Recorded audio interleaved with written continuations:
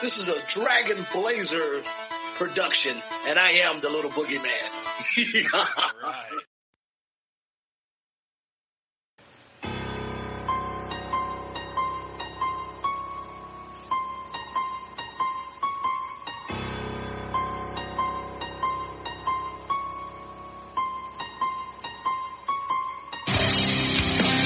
Coming down the aisle, your podcast tag team champions of the world, Boomer and Blaze.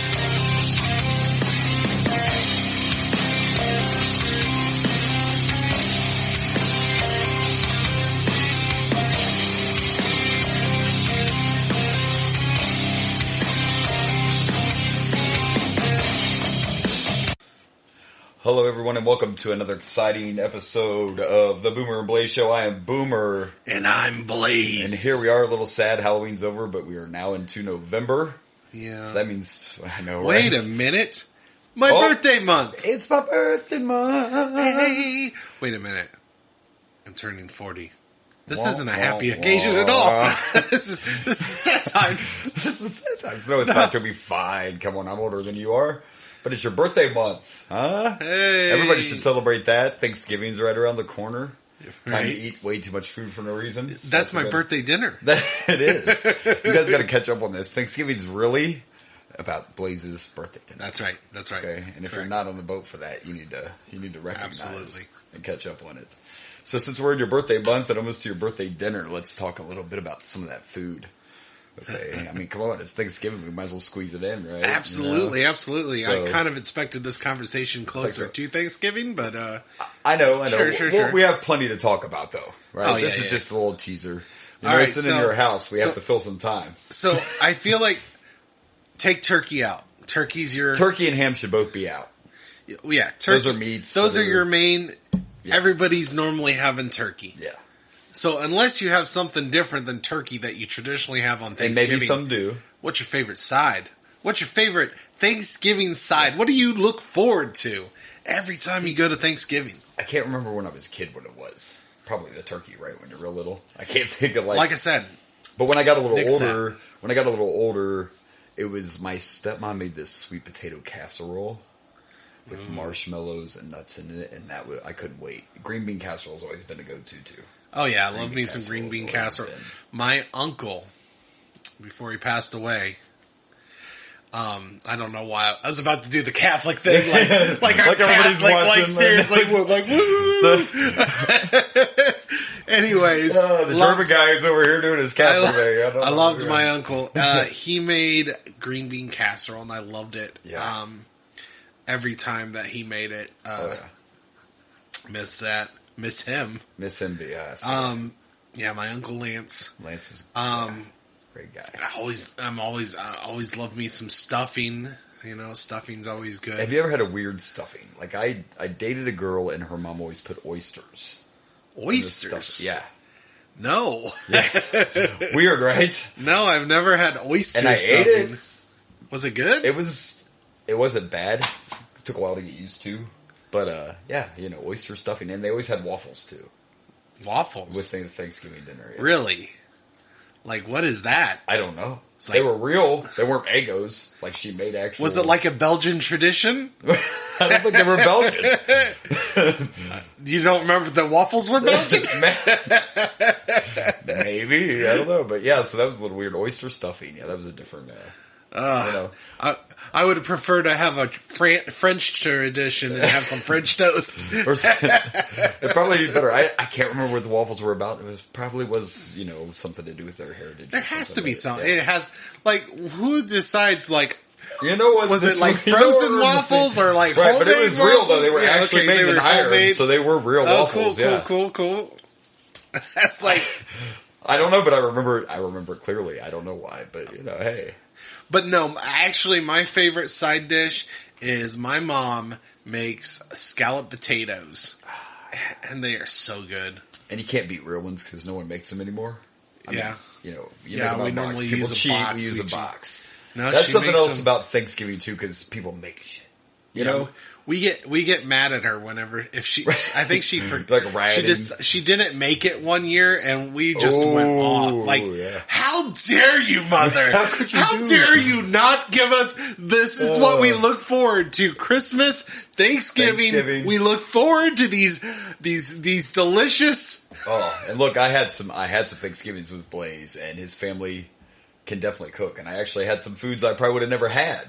Thanks to your family and some of them German dishes they would throw at us that I probably would have Let me think. How about I'm going to guess pigs in the blanket. Oh, dude, look, that's our German tradition every January. Grandma's pig. Look, still to this day, no one makes them like that. That's I can tell you right now. Yeah.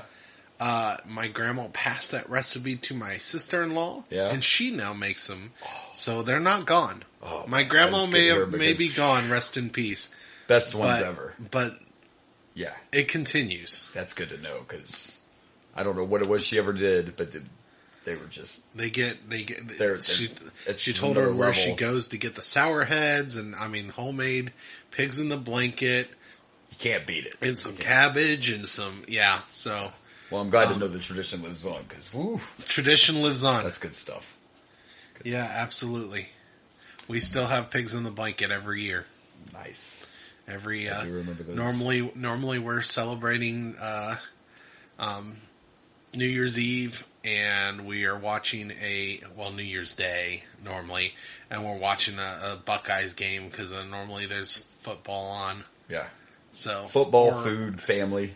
Yeah, it's great times. It's November, man. Great times. What we're talking about. But that's in a couple months. That's not yet. That's not yet. No, this is my birthday month. That's right. Thanksgiving month. Yeah. It's his birthday month. Yeah. So you gotta go wrong with that. We'll have to come up with some more Thanksgiving. Oh, we'll have plenty. Maybe next week we can talk about your favorite Thanksgiving movie, which I think there's only one. You gotta go through the Rolodex. You gotta go through the Rolodex to figure out. No, we have plenty more to talk about. We'll squeeze in. We have a great debate for Thanksgiving too, but I'm going to save it. Oh, we have the giant candy corn debate over Halloween. Well, there's a good Thanksgiving one, but we'll save that for a little closer too. I'm not giving it all away yet, but we like to touch on. By the way, this is not Thanksgiving at all. But what were what's the blood sausages? Do you remember having those when we were younger? Blood sausages? You don't remember the blood sausage? Blood. It's German. Oh, then it's probably blood, like BLUD instead of blood. But I always said blood. But we're kids, and we're like, did you just say blood sausage? That was some good shit right there too. See, I was trying to remember. I'm childhood flashbacks. I don't remember those. You don't remember that them? Must have been with my grandma Oma, which was my grandpa's mom. Right. Well, see, I think Grandpa made them every once in a while, but maybe yeah. It's and maybe possible. you were just like too young to remember. Yeah, well, you guys were. I forget you guys were a little bit littler. Yeah. Maybe you just didn't want nothing to do with it. Like, we don't want no blood sausage. Well, I'm like 5 years younger than you, right? Wow. Damn. No, not at all. I'm 42. Okay, my bad. Wow. I forgot our age difference here. Yeah, so you're about 2 years. It seems like more, right? When you're a kid, it seems like 5 years of Actually, difference. I remember when we had, reconnected or whatever, we were talking about that, and I'm like, I thought I guess I was thinking about Ricky. I don't know. I'm like, I thought you were way younger than I was. But when we were kids, I don't know, I was taller than both of you. Yeah. It just seemed like I was older. You had a 2-year advantage over me. Yeah. But it seemed like I was a lot older, and I really wasn't. I was actually just talking about our past. Because me and my brother just recorded our episode about Child's Play. Oh, okay. And one thing I always remember as a kid is you had a My Buddy doll. Mm-hmm. And it was always underneath your bed. And I always had a hard time sleeping. I told that story too. Ever since I found out about Child's Play. And hey, if you were a kid then and had a My Buddy, they were really close. Like, it was basically just a color scheme difference. So yeah, My Buddy was creepy. I didn't like him after that. He wasn't my buddy. Chucky was based on the My Buddy. Right, doll. Exactly. There weren't that many differences. My Buddy actually sued Child's Play because of the fact... Hey, you guys! Yeah, because of the fact that Child's Play ruined my buddy. It did. Like, they stopped being able to sell them because nobody wanted to buy them after Chucky was big. Yeah, that was before I fell in love with the horror completely, and I'm like, I don't want that fucking my buddy anymore. Are you kidding me? I know. You had it underneath your bed, and we always slept on your floor. So Yeah. I just had to stare at this. I just had to scare these guys, so I didn't have to worry about them. Yeah, right. And they're like, fuck that doll. I'm like this little kid looking at this doll that looks a lot like Chucky. And now they've waited until 2022 to run Kid's sister, who's not around anymore. But have you seen the teasers for this Megan movie? Oh, yeah. I kind of want to see it. We're going to run your dolls now. I'm down. You know. We're just now ruining your dolls. We're just now running your dolls. Shit, Child's Play's been ruining dolls since 1988. I guess Annabelle was supposed to ruin dolls. I don't know. Whatever. It's not Halloween anymore, but not my thing. The doll genre is a thing. It's a thing now. It's a thing.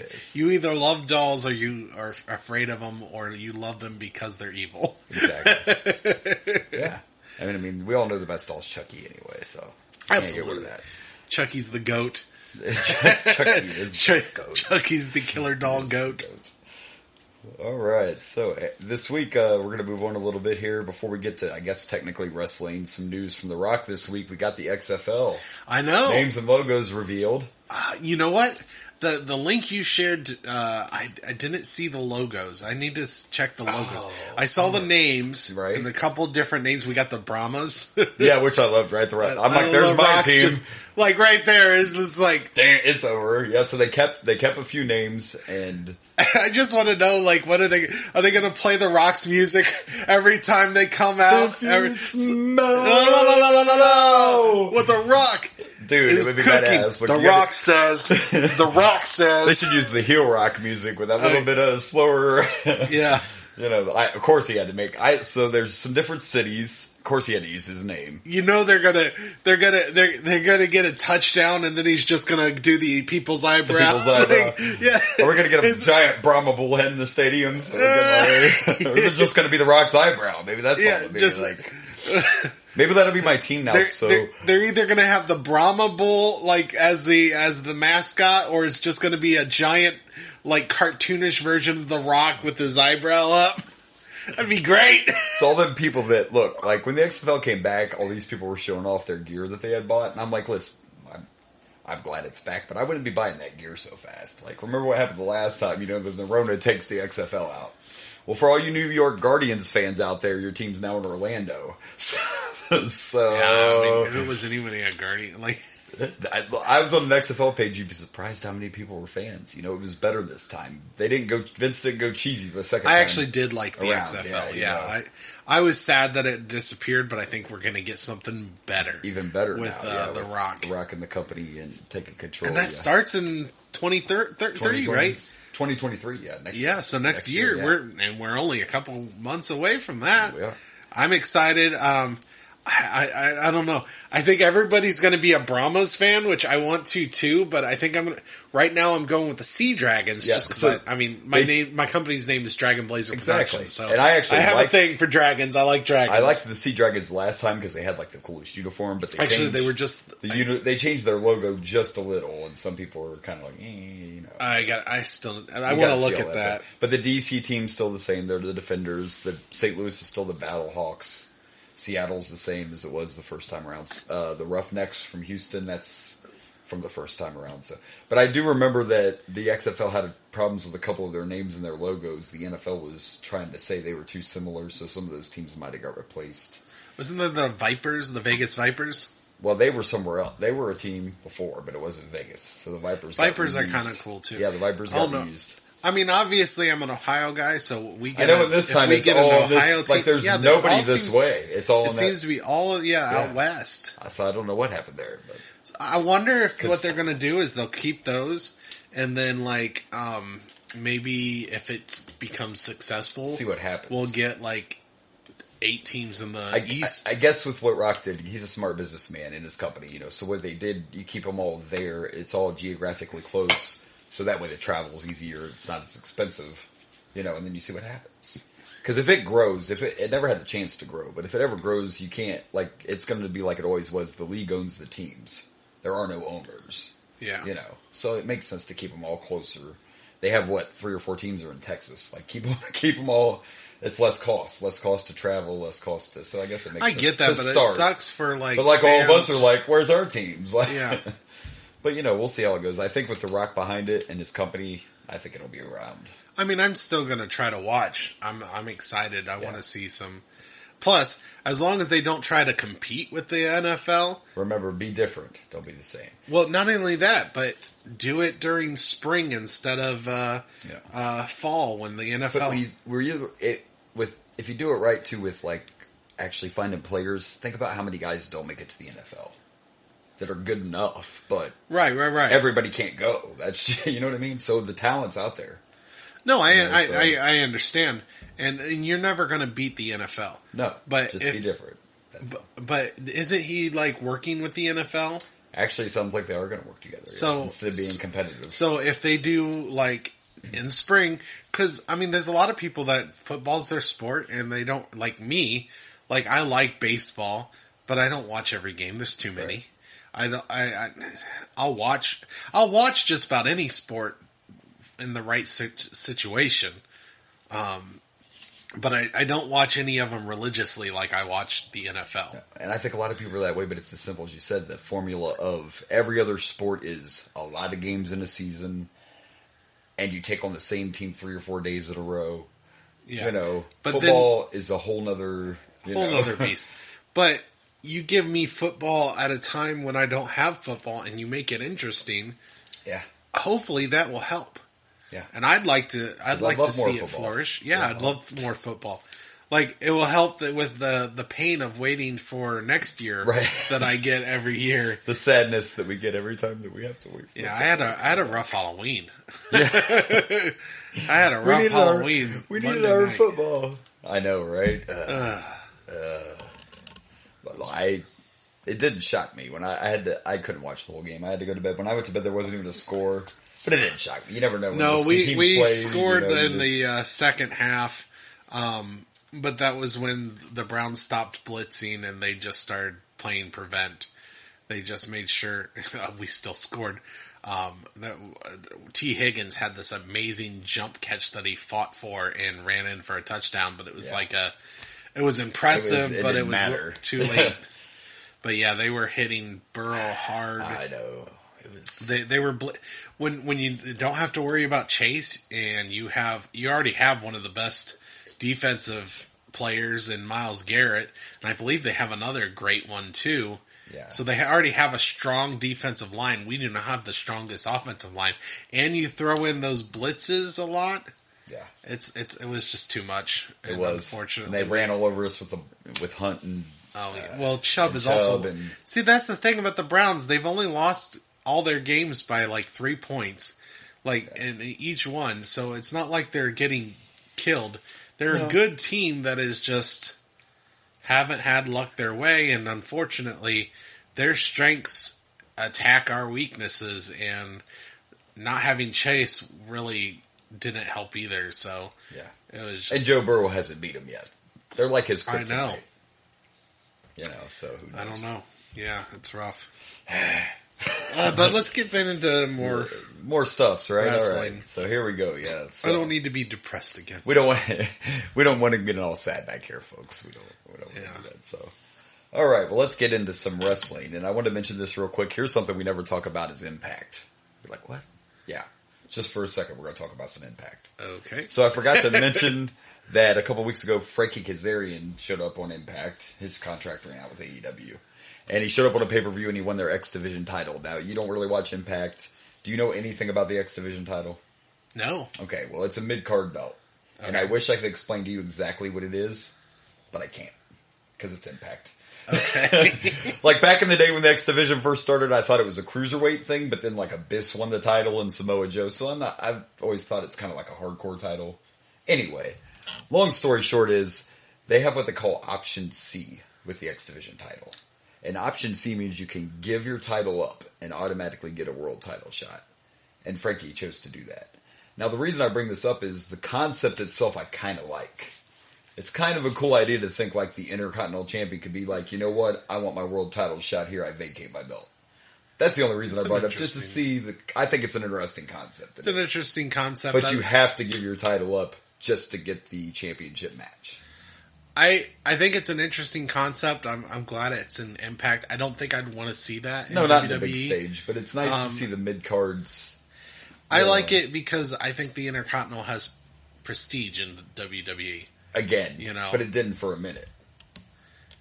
I think the mid-card titles were getting kind of bastardized by Vince there for a little bit. I don't know. I mean, sure. They still do tradition. But my point is, in a way, now having a belt that you start that's specifically for that option is cool because, like, number one, you get to probably have a bunch of tournaments or like they usually have an X Division match, which is a whole thing. Like a Royal Rumble or a Battle Royal. No, it's very interesting though. You might have to. So it's like there's four steel posts built up on every corner post. So they got like steel that you can climb, like a cage would be almost set on, and then there's cables running in an X, and the belt's hanging in the middle, and you have to climb the cable and grab the belt. So it's like a ladder match without a ladder. Oh, okay. Instead of a ladder, it's like cables. That's kind of cool. So that's how they use the X. But yeah, no. But it's a cool concept. Yeah, no. But not like, WWE. No, I just thought I'd throw out. Unless they would do a specific belt just for that. Yeah. But I wouldn't want to see that because I wouldn't want someone saying, "Oh, well, this Intercontinental title is not good enough, so I want to do it." I don't want that in WWE. Interesting that we bring that up because. In this in your house, we're actually going to have a little situation with the Intercontinental title. Oh, really? Yeah, so kind of funny that you brought that up. Cool. You're like mind reading. You didn't even know that. No, I had no idea. All right, so let's get to AEW. I don't think I said this last week, but if I did, then you're just going to hear it again for a second. But the investigation is over into the media scrum, and Punk was found guilty of starting the fight. Yeah. So...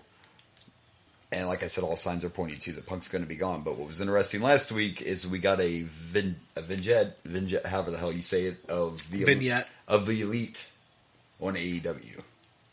So we got a teaser, and it's being said that the Bucks and Omega were backstage last week as well. So it looks like they could be. It was kind of actually a cool teaser. It was almost like a Thanos video. I don't know why they made them all disappear like that, but that's what happened in the vignettes. They all just kind of like. So it looks like we're getting the Bucks and Omega back, and I'm glad. Yeah. Fuck Punk. Move on from him, but yeah. We need to get the Bucks and Omega back, especially since. Oh, and by the way, this makes me hate Philip even more because during this investigation, it was found out that Punk didn't even worry about Larry. You know who Larry is, right? Larry's his dog. His dog was in that locker room. Kenny Omega picked up Larry and got him out of the way so he wouldn't get hurt. Punk didn't even give a fuck about his dog that he says he loves so much. That's on his jacket when he comes out to the ring. Oh. And you're not worried about Larry getting hurt in this fight. We all know animals get upset. But that is true. Kenny Omega saved Larry, not Punk. Wow. So there's another reason to... I'm just saying, your animals are like your family, man. What if the dog would have got trampled? I mean, what? Whoa, I have no animals. He has no animals. I guess I'm talking about no animals here. Meanwhile, I got too many animals, but whatever. But that's about it for AEW this week. It's like every week. It's all about WWE because they're just on fire right now. Everything. Interesting that it came out that Triple H is going to allow Shinsuke to face the Great Muta on his farewell tour. So he will be wrestling outside of WWE. Yeah, I saw that. He's going to wrestle for the Noah show. I saw the other one. I have to Google it to see. Now, they showed another graphic that Sheamus was going to face somebody on that show too, but I can't confirm that match. But it is a fact that Shinsuke's going to face Muta, so that's pretty cool. How about Triple H listening to us last week, huh? We talked about him moving Money in the Bank and what pops up. I told you they're listening. They're listening. It might be Vince. Oh, see, I was going to say this at the top of the show and I forgot. Don't forget our show is brought to you by Hush Money. Hush Money's the way to solve all your problems. Hey, Vince, if you want us to stop telling your secrets or what you should be doing... We need some Hush Money. We're going to need some Hush Money. I run that joke because I was going to say that right at the top of the show and I forgot. I wanted to mention our new sponsor, but they are talking about putting Money in the Bank back where it belongs. on WrestleMania. And we Hush Money in the Bank. Hush Money in the Bank. Ooh. That, look. About to take that ladder match to a whole new level. It's going to be a briefcase full of Hush Money. That's going to be the women's match. Oh. There's going to be some, look, it's like, which one of you can climb the ladder? If we're going to have a Hush Money ladder match. Hush Money from Vince McMahon. They're not going to like it, but we'll have to go bra and panties if it's a Hush Money ladder match. I mean, we might as well go all out, right? Well, if it's a Vince match, we might as well, and we need Jerry to be the commentator. Puppies! Oh my god! Hush Money in the Bank. Hush Money in the Bank, baby. I know R. Kelly could have used that, couldn't he? Oh my gosh! I need some Hush Money. Apparently, so. What did you do? Hush Money in the Bank. So I heard you said you saw SmackDown, dude. Sami Zayn is always. How many times did the Bloodline break character? He's about to not be an honorary Uso anymore. Dude, look, how many times were the Uso and Roman himself like they all broke character? Oh my gosh! How can you not? Like Sami is hearing Roman Reigns tell Jay, "Are you not being Uso enough?" Or Uso? It's the word now, like, people. I'm telling you, it's all about being Uso. I went from not being a huge fan of Roman Reigns to a few weeks acknowledging him, and now I'm just all in on all of it. You don't think the fucking Bloodline is the best thing ever.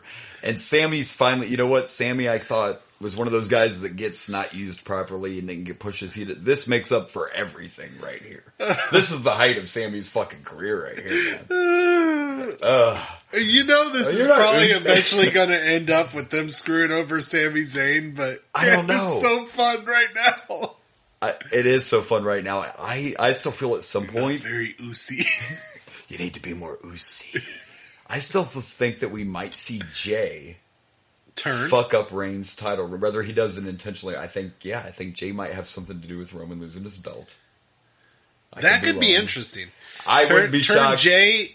Yeah, well, I mean, it's kind of pointing. Is it turning Jay face or heel? Like, they're heels, technically. They are, but people are starting to... Oh, people love them. Did you see the video I shared of Roman walking out of Raw and he's talking that shit? The crowd was going crazy. Roman was just like, I'm tired of acting like anyone around here has a chance. He's eating it up now, you know. He's like, I'm tired of anyone thinking they have a chance. This is my camera. This is my arena. This is my show. I'm curious because... I know Roman wants to stay heel, and I want him to stay heel. He needs to keep the heel persona, even though he's loved. Yeah. I mean, just be the most loved heel on the planet. You do it like you did with Austin. You don't change the character. You let the audience decide. You just let the audience decide. Exactly. Stone Cold still did heel shit when he was the hottest babyface ever, you know? Yeah. Let it be organic, like... Don't force it. I mean, traditionally, the heel is the one that just attacks someone randomly for no reason. Yeah. But that's what Austin did all the time. All the time. All the time. Little flip off. Yep. Stunner for no reason. You know. He offers you a beer and then stuns you. It was great. And it was great. Yeah, exactly. You don't have to let him be what he is. And it'll be interesting to see eventually. You're right, though. Where's it going to go? So I'm curious, where do you go with this? Like, there's many places. Do you change Jay as a face, a heel? Like, this doesn't make sense as a face thing, but you're going to be facing heels, so you just keep them heel. And or do they all end up turning on Sami ultimately, which would make him the biggest baby face ever in the company? Probably. This is what Craig has been saying. Is probably going to for the longest time that he's going to. They're all going to attack Sami, and then Sami is going to reunite with Kevin Owens, and then they're going to go after the Usos and tag titles. Which I wouldn't be against. But to me, after all this, if they turn on him, then Sami should get a shot. Whether he's going to win, even if Roman's going to eat him up. Yeah. If you're going to go that route, you got to let Sami have a shot. But it's still, it's good stuff. I don't know. It's so funny. It's so good. And I just love, they don't even try to, be serious anymore. No, they break character, and Roman showing his soft side, in these, like you said, even last week when you gave him, or a couple weeks ago when you gave him his shirt and everything. Today? Yeah, that's great shit. Meanwhile, the flip of a coin, he's like, yeah, and I'm going to destroy every motherfucker in my path. It's all great stuff. There were a few things on Raw I could have done without. We had to have a silly Halloween match like they do every year. But I shared it on our page. Otis and Chad Gable, hats off to you for the SNL love there. That was great. Like, that was some funny stuff. The Chippendale sketch. Yeah, the Chippendale sketch was great. Congratulations to Alexa and Asuka, our new women's tag team champions. Yeah. It's an interesting combo. It is, but see, this has been people, and I'm not mad about it, but this has been people's complaints about the women's tag division is a lot of times it's not even actual teams. You just throw people together and they become champs. Yeah, they really haven't built the women's tag team division very well. Not very strongly, but congratulations to them anyway. It would be cool, though, if they did, though. I think they need to, but what can you do? I mean, they have a few more teams now. You got plenty of talent in NXT. Maybe Triple H will work on it. I say you build it up more. You just, if you're not going to use it, where's that mid-card title the women could use? Do that instead. Something that matters. Excuse me. Congratulations to Sheamus. He got married. Did you see some of them photos on Facebook? It was pretty cool. I didn't. His best man was Drew McIntyre, but Cesaro, a.k.a. Claudio, was also at the wedding. So we had a bar reunion at Sheamus' wedding, which is really cool. You saw some pictures of it, but that's why Sheamus was wrote off of TV so he could go get married. So congratulations to him. And congratulations to the bar for getting to have a temporary reunion anyway. And, yeah. And let's talk about the best part of SmackDown as always. Bray fucking Wyatt. Yeah. Once again. And dude, that one, it was all over Facebook and I shared it and made it a story, but just that picture of Bray standing in the ring and all the lights are out and all that's on the screen is his new logo. There was just something about that picture right before we got to see Uncle Howdy. Like this, I'm loving every minute of this Bray Wyatt stuff. By the way, I'm in the studio using my hands like anybody but Blaze can see me. I talk with my hands. I'm like making gestures like we're recording this, just so because y'all are curious. But he likes it. So, what did you think about Bray? What did you think about Uncle Howdy's first time we saw him? Interesting. There were actually 3. I didn't catch all these, but there were 3 little. Well, the one I didn't catch, but there were 3 kind of hints in Uncle Howdy, I guess. If you notice the earring he was wearing, it was a cross earring, just like Bo Dallas used to wear. Same earring Bo Dallas used to wear in Uncle Howdy's ear. Someone on the internet pointed out the fact that he had a contact in that looked just like Malachi Black. I don't know. I didn't catch that part. But the funniest thing to me, and you'd have to Google it to look, but if you Google Bray's Uncle Barry Windham, now, that's Uncle Howdy. Huh. You can tell that Uncle Howdy's the mask. You can tell it is based. Maybe not. I didn't read that as a fact, but I feel like the Uncle Howdy may be based on Barry Windham a little bit. I can see it in the face, but that is Bo Dallas' earring he's wearing. I don't know what the deal is with the one contact, but that is the same. And they say Bo Dallas is coming back. That's what I read. Yeah, I've heard those rumors it's too. Fine, but are you going to let him be with Bray and like change? Look, he wasn't a bad wrestler, but you're not going to make him be Bo Dallas, are you? Don't. Hey, you just have to believe. Now, believe it or not, I liked him like that at first. I love the believe stuff. I did, and that was an NXT thing that Vince learned when he put him on the main roster. Then they put him with Curtis Axel and all that or whatever. But I did. I dug the believe shit too. But I did. That was back. But in the days I think if we get Bo Dallas back, it's completely different character. I do too. Yeah, and maybe he'll be a part of all this. I would assume I would assume if you're bringing him back at the same time that you bring back Bray Wyatt, he has to be part of this. Probably part of the play. Yeah. And Uncle Howdy had a tear. I'm really excited to see where this. Yeah, they're just teasing, and I know they announced that he will be at Crown Jewel. Yeah, which we need to talk about. Must we? Well, and this is why. See, then I hate to downtone the show before we start, but this is a serious thing, and I know you have thoughts, and everybody has thoughts about these Crown Jewel shows. Normally, I stay out of it, what my thoughts are, but actually right now there's a situation there where there's threats of war. They're being threatened right now. Iran's threatening Iraq and everything, so there's actually a security alert. Oh. So to me, it's a no-brainer that they should not be going to Saudi Arabia for Crown Jewel right now. I don't even know why are we even considering having Crown Jewel. Normally I say, I get it, everybody has their feelings. and I'm not saying this any kind of play. All I'm saying is I can see why some people are okay with it because you shouldn't punish the entire country for the way that so not everybody over there's killers and whatever, That's some people's views. That's all I'm saying on that aspect. Or why deny them entertainment with the whole country ain't that way? Fine. But this is a situation where they've told you, like, I had to Google it. I don't watch the news. It's horrible. And I'm like, why would Crown Jewel be in trouble? Because they're on security alert for an attack. Like, there may be war starting. Yeah, and you don't want your star wrestlers over there. And in 2019, I don't know if you remember, and they can call it whatever they want, they held the wrestlers hostage after Crown Jewel in 2019. Oh, I remember hearing about that, yeah. For over a day. And now you want them to go during a wartime. Yeah, that weird could be a things wartime. Have happened a lot. Not only should they not be over there, but nobody should be in the stadium watching this. Yeah. The last thing you want to do is have a large crowd gather. So, what do you think I would probably be fine with just canceling the whole thing, but... Right. But I get it, even if Triple H has feelings about it, there's a contract, so I get it. But... I think logically, if you're not canceling it... There's no reason you can't... Do a different venue. Reschedule it, or... Reschedule it somewhere else. Move to a different part of the country, or... have it happen somewhere else. Yeah. I'm sure they could get... What's the worst they're going to do if you cancel them? They're going to sue you. Get some of that sweet, sweet hush money. I feel like you should... I feel like there should be a clause that if there's dangers of war and there's a threat to your product... Right. I mean, let's be honest, these wrestlers are a product. And if you have threats of the product... Yeah.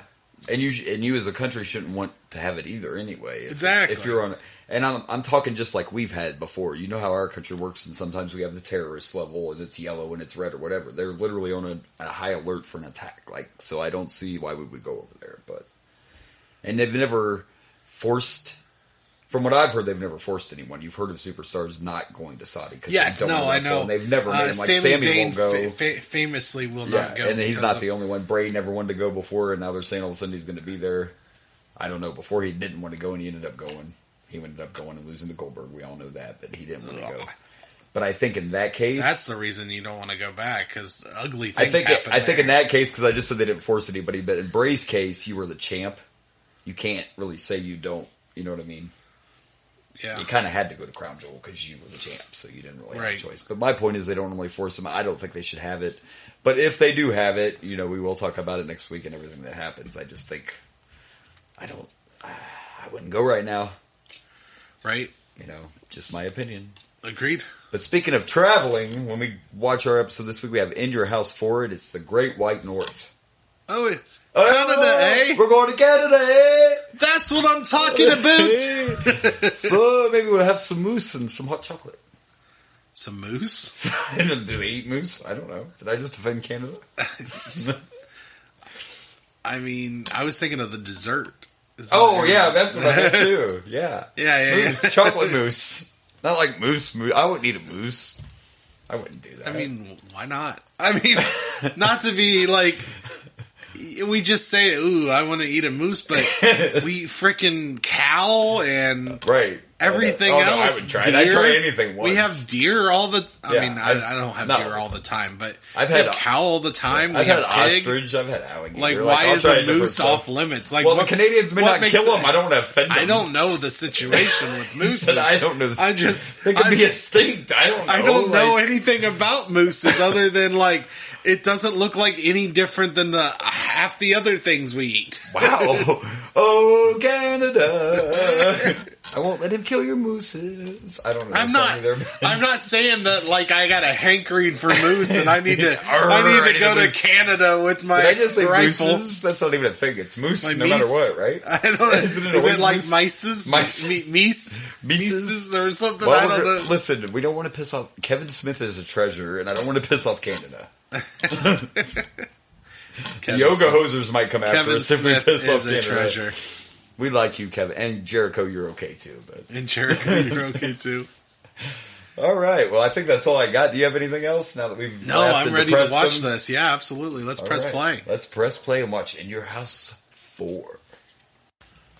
All right, so this one, actually, right away before we even get a package, we get the show starting off with them introducing Toni Wilson to sing the Canadian national anthem.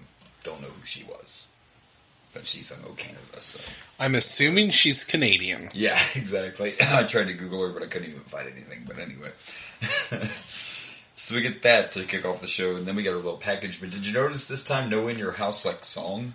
It was no, we didn't get a specific. Yeah, there were no words. Yeah, someone in your house. Instead, it was a crowd shot, and they were all singing in their very Canadian voices, "In your house." They were chanting, "In your house, in your house." By the way, we are in Canada, in case you didn't catch on by that, and this was the first pay-per-view in Canada since 1990 when they did WrestleMania at the Sky Dome. So this is the first pay-per-view since... Which WrestleMania? That was 6. That was Warrior 6? Hogan. Okay. Yeah, Warrior. So this is and the we're first like time, 11 in. Yeah, first time back to Canada since that.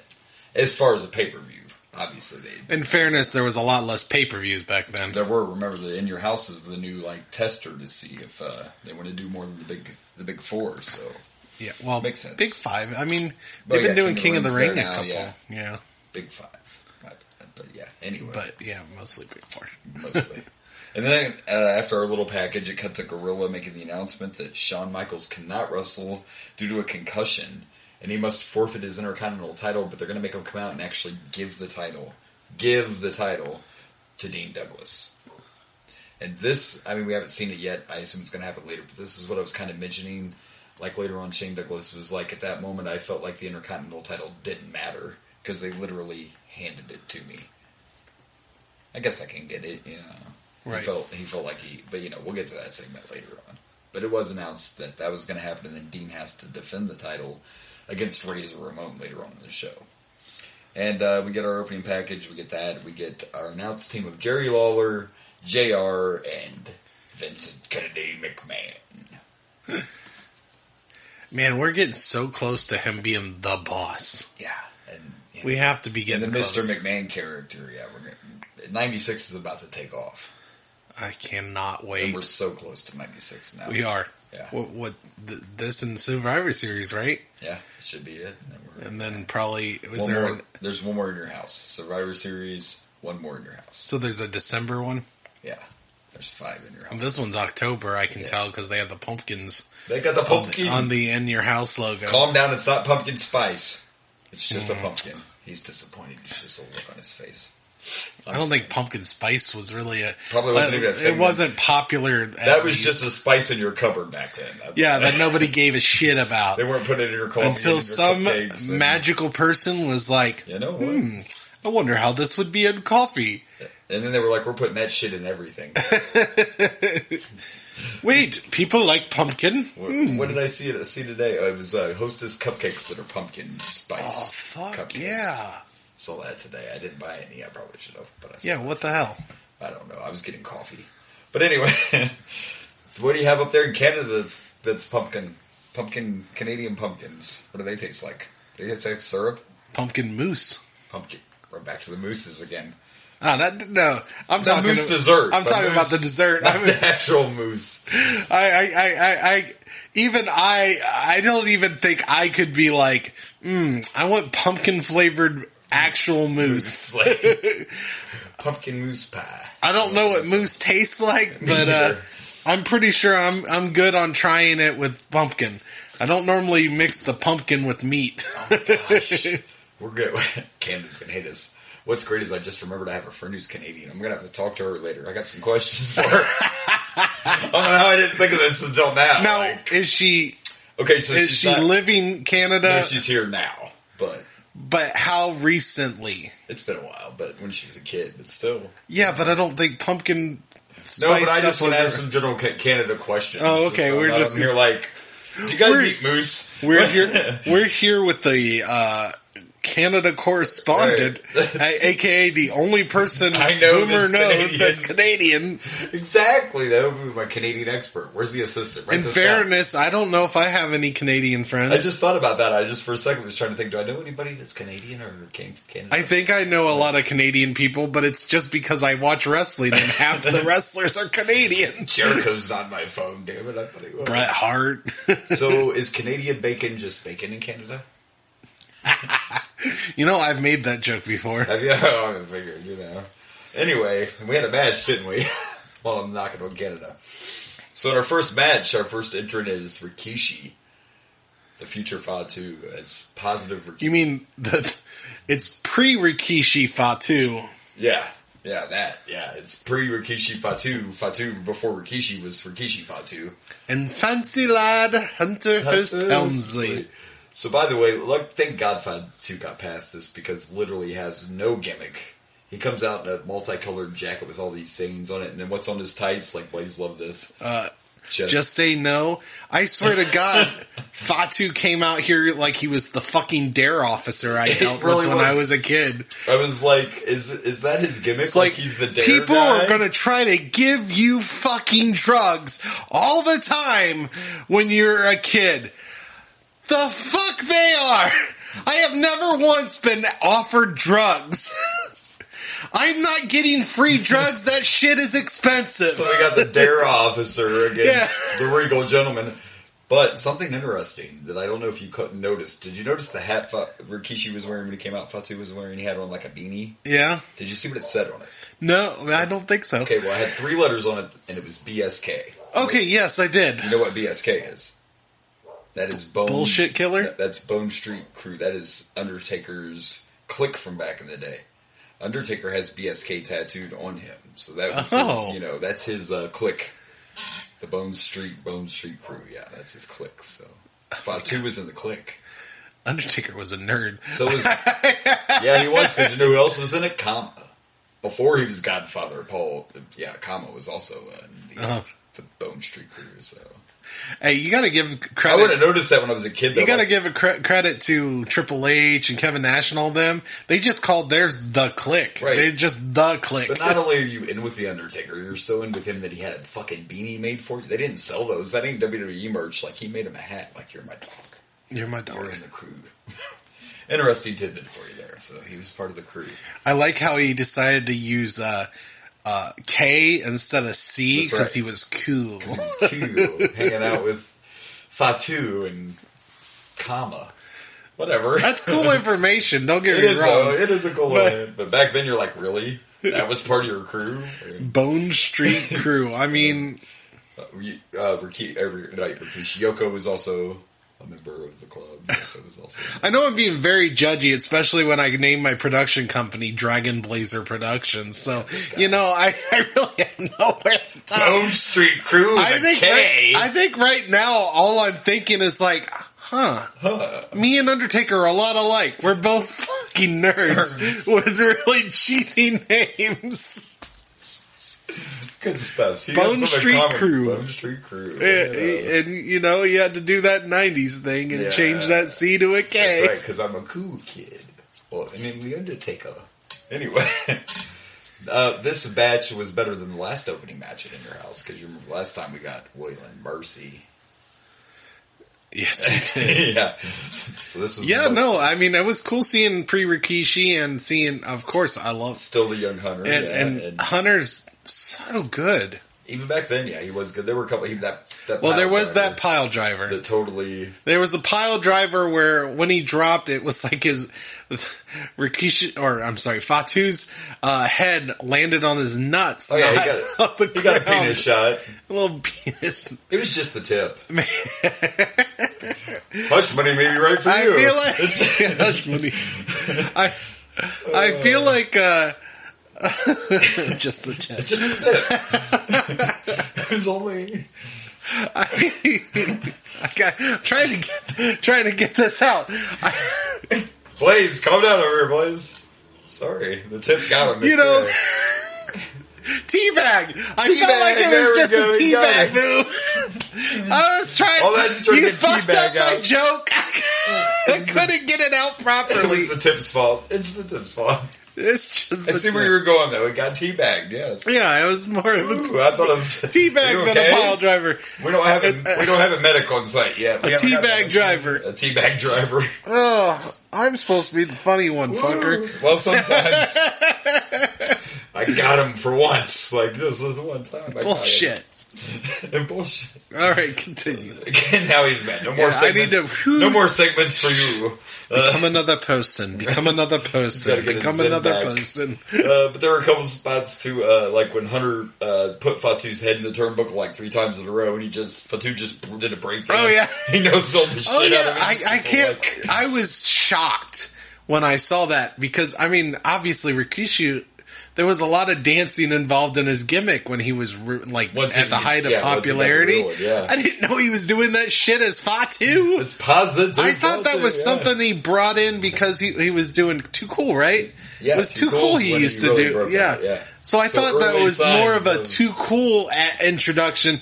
He's fucking doing this already as Fatu. With his shitty gimmick, he's got to do something to spice it up. You know? Yeah. There was another one. Oh, Triple H nailed him with a really good DDT. He sold that shit too. He just stood right up and started doing another little dance. Fatu's hawking up on him, but Yeah, this was a fun match. This was fun. It was entertaining. The crowd was into it. Triple H even got a few cheers when he won. I mean, they were feeling it. I think even when you're trying to come in as a new heel, if you're so good, it's hard to keep them from loving you. Yeah, because he's got skill. You can see it. And here again, I bring it up to all you haters. It's not because he was throwing the hammer to Stephanie. The reason Triple H was on top for so many years is because he's good. It didn't hurt that he was on top of Stephanie, too. But it doesn't matter. And a perfect example I'll use is, let's say, Jinder Mahal. What happened when they strapped the rocket to him? Nobody gave a shit. It didn't work. Nobody gave a shit. And you know why? Because I personally liked it, but it didn't sell tickets. Do you know what Triple H did? He sold tickets. It's a business at the end of the day. That's true. The man was champ because he sold tickets and he was good. That's fair. And even back, like you just said, even back here, his gimmick's not good here. It's not. But his skills are. And I probably didn't notice him when I was younger because I didn't like him when he first started. I'm like, who's this? This guy sucks. Fucking Royal Regal, blah, blah, blah. Yeah. One of my thing when I was a kid, I was probably rooting for fucking Fatu. Say no, kids. Just say no. Just say no. I'm worried about these people that are going to give me free drugs. Oh gosh, I might get some crack cocaine. Shouldn't he be doing something useful like making sure Savio's not selling hubcaps or something? Oh, or Savio.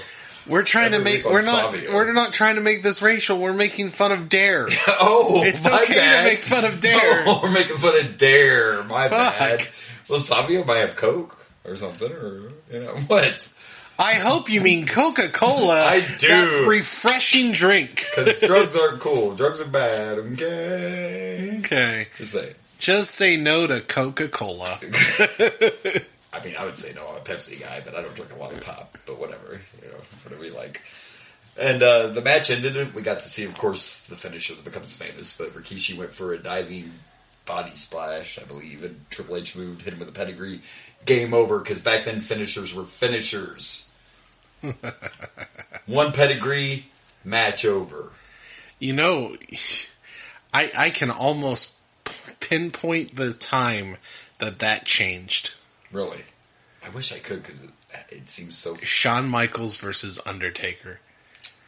I never noticed it was such a rare occurrence for someone to kick out of a finisher. Yeah. And don't get me wrong, it worked to perfection. I mean, Shawn Michaels versus Undertaker is one of my favorite matches of all time. Oh, yeah. Yeah, I mean, when we did that Undertaker special, that's what I mentioned, that was my favorite favorite Undertaker match. Yeah. But I think after they saw the success and how great it worked in that one match, then it became more of a common thing. It did, but slowly at first it was a pay-per-view thing, which was okay, or a big match blow-off thing. Now you're doing it all the time. Not everybody, but there's guys. I don't think it's as bad in WWE. They do it a lot in AEW. They do it a lot in AEW finishes only shit. And I like AEW, but some of the stuff, some of the newer guys and all that, I Finisher should be a finisher. I agree. I'm with you. Some of it I know is like just the way like a super kick isn't a finisher anymore, and that's different. But whatever that wrestler's finisher is should work. Right, but if the super kick isn't your finisher, and that happens a lot. I mean, think about it. You know, I understand that because we grew up with Shawn, so the super kick we think is sacred. But it's not now, and I'm okay with that. But think about it. You know, the DDT was the finisher of Jake the Snake Roberts, and now it's one of your normal repertoires. Exactly. Unless you do something different with it. So that happens in wrestling. You know, someone from the past, I mean, leg drop was a finisher by Hulk fucking Hogan. And now it's just a move you do. And you don't see him really a lot. But no. Like Hogan, but that's because everybody knows Hogan's had 85 surgeries from dropping that leg drop, you know, all those years. So. But you know what I mean? Like, that's just the way the business works, you know? Yeah. You somebody makes that a finisher, makes that big, and then it becomes a normal move. Now, that hasn't really happened with the Stone Cold Stunner. No, there's certain things. The Rock Bottom does not get touched. No. And I think that's just because of who had them. I mean, you'd think that about Hulk Hogan, but the leg drop never felt like a... I mean, it did then. Even years later, Hogan was like, why was that my finisher? Yeah, right. Especially when all they ever talked about were my pythons, and my finishing maneuver was a leg drop. Like, right. You know, so I get it. It is what it is. You know, it was just more exciting, like, if it only happened every once in a while, like if you were watching a big match on a pay-per-view and someone kicked out of a finisher, we were like, holy shit. Right. That never And happens. that's why it was worked so well and was so iconic with the Undertaker versus Shawn Michaels match. Yeah. And I think they repeated it a little bit the second time Triple H and Undertaker fought. There were quite a few pedigrees and tombstones, but still, again, it worked. Yeah. It was all about the story. It was. So, anyway, but all right, we got to rate this. We got to rate this. Yeah, we got off on one of our little walks down wrestling lanes. So, pretty good opening match. It was nothing over the top or fancy, but it was entertaining. Triple H did what Triple H does, and I'm going to give this 3. Just say no to drugs. I'm going to give this 2.5 teabag drivers. Yep. All right. Let's see what's next. All right. Before the next match, we get Doc in the back interviewing the Bulldog and Jim Cornette about his title shot. So obviously, the main event tonight is Diesel and the Bulldog for the title. Okay. Anyway, unfortunately, I remember this main event. It's sometimes when you remember these pay-per-views, you wish you didn't. But anyway, and I do remember this main event. Our next match, though, is for the Tag Team Championship, and it's the Smoking Guns against Razor Ramon and the 1-2-3 Kid. Yep. And every time I'm impressed with the Smoking Guns. I guess I think when I was young, I was too much of a hater. Like, I hated the gimmick. So I don't remember the Smoking Guns being good, because I thought, these are fucking cowboys. Who cares? I mean, they're really... But they're actually way better than I remember. There was a lot of good in this ring. Yeah. There was a lot of... On both sides. And the tags, like Razor and Kid were tagging like they've been a team forever. 6-7 tags real quick in and out, attacking the Guns. It was good tag team wrestling, which I love. Oh yeah, absolutely. I'm a huge tag team. I like this match a lot, actually, and the only thing that brings it down is I'm confused. I get what they're trying to do, but I don't know. It seems weird. Rough how they're trying to get there. Kinda, yeah. The first string, like it didn't feel very organic, and like people didn't buy it like they should have. Almost. Yeah, the crowd was really quiet. We're going to get to that when we get to the end of the match. It was kind of weird, and it was just. I mean, it's clear that they're trying to bring a heel turn for 1-2-3. Yeah, they're trying to turn the Kid, and it's just kind of not. But it's weird how they're going to it. Yeah, and then it didn't really get the response you'd want. But we can talk about the end when we... Or we're going to be there. It ain't going to take too long to get there. But, I mean, yeah, it was... Because the match itself, like we said, it was good. There were a couple good spots. When Bart had Kid up in the suplex, and then Billy did this one-legged drop kick. Yeah, that was real cool. I like that a lot, actually. We had the spot where the refs... Razor sent Bart or Billy, one of them off the ropes, and the Kid pulled the top rope. Yeah. And he went over, did the flyover. And I said, under my breath, well, that was a little heely, wasn't it, kid? And I disagree. I disagree because I feel like that's what makes it a tag match. You know, if you're not expecting your tag team partner to do stuff when you bring your opponent near that corner, what the hell are you doing a tag team match for? That's not heelish to me. Bringing down the rope. Now, okay, I see why you think though, because if you have a manager do it, then they're getting involved in a match they don't belong in. And now you're getting to my point, see, now, because I don't think it was heelish either. I think it's tag team wrestling, but you know how fans are, right? So they cheered kind of when Kid did it. But what if a heel would have done that to a face? Then it would have been a heel move. Heel does anything, just does a move that he's supposed to do. It's just another reason. It's just another reason I love our sport, because it may not be as much now because the lines are kind of not as drawn as they used to be. But back in the day, like Hulk Hogan could have took a chair and broke it over someone's head and they would cheer. Hulk Hogan constantly did. But if the Genius took a chair and broke it over someone, they would boo him. You know, yeah, so that's that was kind of the point I said when I mentioned, wasn't that kind of heelish? And that's what they're trying to do with the Kid, but it's not. Really, like I said, I don't think of it as heelish, but like I said, my thought process is the Kid is in that match. He's not an outside observer. He's not a manager. If you're in a tag team match, literally in the match, you're not taking advantage of that. You're not tag wrestling, right? Yeah, I didn't think it was heel either when they. Bart Gunn came in and put Billy Gunn on top of the Kid. Oh yeah, and then Razor did the Lawler same thing. Is the one that was like, "That's kind of heelish, isn't it?" Yeah, he's. But why? Well, they were both faces in this match, so Lawler's just. And I get that, but why is that considered a heel move when it's a tag team match? You're supposed to do everything you can to help your opponent or your team win. Yeah. Okay. And then it's not a singles match that just takes turns. That's not what a tag team is. And the top rope thing didn't have the desired effect because you had even asked me, are the Guns, bad? I'm like, no, they're both faces. But the problem is Razor and Kid are more over. So they cheered when the Kid pulled the rope. Yeah, absolutely. So we get to the end. We'll just get to it. But so Razor hits the Razor's Edge. Match is over, and then all of a sudden the Kid wants tagged. Yeah, it was kind of clunky and weird. So at first I got that because it's like, okay, the Kid wants the pin, I guess, is what. But I'm still I guess his name is the 1, 2, 3 Kid. Like, that's his finish. But I'm still saying that. Getting the one, pin 2, is 3. my finish. What are you doing to me? Yeah, no. But I'm just there like, why would you do that? You just hit the Razor's Edge. Why would you? And you're wasting all this time. And he tagged him. He did. And the Kid went for the pin, and what the fuck happened? He got rolled up and he lost the match. Right. Yeah, it was weird. It was a little weird. So, but I know what they were trying to do. I wish they would have had 1, 2, 3 Kid do like a finisher. Like, it would have made more sense if he jumped in and was like, he goes off the top rope and does a splash on him, and then he gets kicked out. Because then when he threw the fit, it just literally makes you look like you're a baby. Yeah, you wanted in there to get the pin and you couldn't get it. And it's your fault, and then you're getting mad at Razor. And you're mad at Razor. Like I said, it's just they went the wrong way about it. It was bad flow. And then it just didn't work out. So then they had Kid attack the Smoking Guns, and there was almost no reaction. The fans didn't even know how to take it.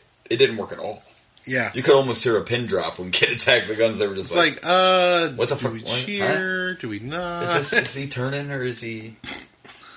Yeah, I thought he turned last time when he fought with Razor, but that's the first thing when I saw this was like, wait a second. It's just weird. It's weird how they went about this. And it's not working yet. And it kind of brought down a pretty damn good match. Like, I was debating on giving this a 4. Yeah. And I'm probably bringing it down because of the odd end. The odd end, yeah. And you're trying to turn the wrong guy. Like, Razor's already the bad guy. I know. Razor has a lot of patience for being the bad guy. And until later when he grows more and he becomes X-Pac, but right now, like, everybody loves the Kid, and it's just not, no one's buying him as the big evil villain. He weighs 12 pounds and he looks like he's 2. Like, the thing is I think this could have worked if you did it differently. A little differently, yeah. If you did it differently, like, this whole... The problem is you didn't hit anything wrong until, like, the very end of the match. You know what I mean? It's like... Their chemistry was great the whole fucking match. They were tagging in and out. You could have, like, showed little, Yeah, but it was a really good match, went smooth, and then we're going to lose because you wanted to get the pin, and I let you come in. But it's my fault that he caught you off guard. Yeah, it's like it's like what they say about the best villains. The best villains have a kernel of truth, and they you can almost see why they turned to the dark side. Right. You can almost see it like, okay, you're an evil son of a bitch, but I kind of get it. Yeah. If I something happened to me like that, I would maybe go that route too. It's the same with this. Yeah. It's the same with this. You should have had something happen. Now, make it where it's obvious that there wasn't much Razor could have done, but have Razor do something that would have suggested, that would have made 1-2-3 Kid upset about it. And maybe it's something that 1-2-3 Kid just saw differently. Like, he saw Razor do something that seemed like he was being a heel. You could have just something as stupid as one of your opponents pushes Razor into 1-2-3 Kid. I was just about to say you could go with the classic. The classic hit the wrong guy or bump into your own guy. And it works every time. You get mad and don't realize that it was done by somebody else. Like, because I even thought when he tagged, I thought X-Pac was, or 1-2-3 Kid was going to go for a move. He literally just wanted to get the pin. Yeah. And they're trying to sell this as a story. He really wanted to be a tag champ. Okay, but he's already won him twice. So he wants to be a tag champ story's not working. You know what I mean? The Kid's already had the tag goal. Like, that doesn't make sense. I don't know. They're just not selling it right. Yeah, it was just... Take that out. It's a good match. It's bad storytelling in a really good match. Right. You fucked up the story in a really good match. So it is what it is. So I guess, the ending is the only thing that did that for me. I don't know. I'm going to give it 3.5 double team moves. Yeah, I'm still going to give it 3.5. Better writer, please.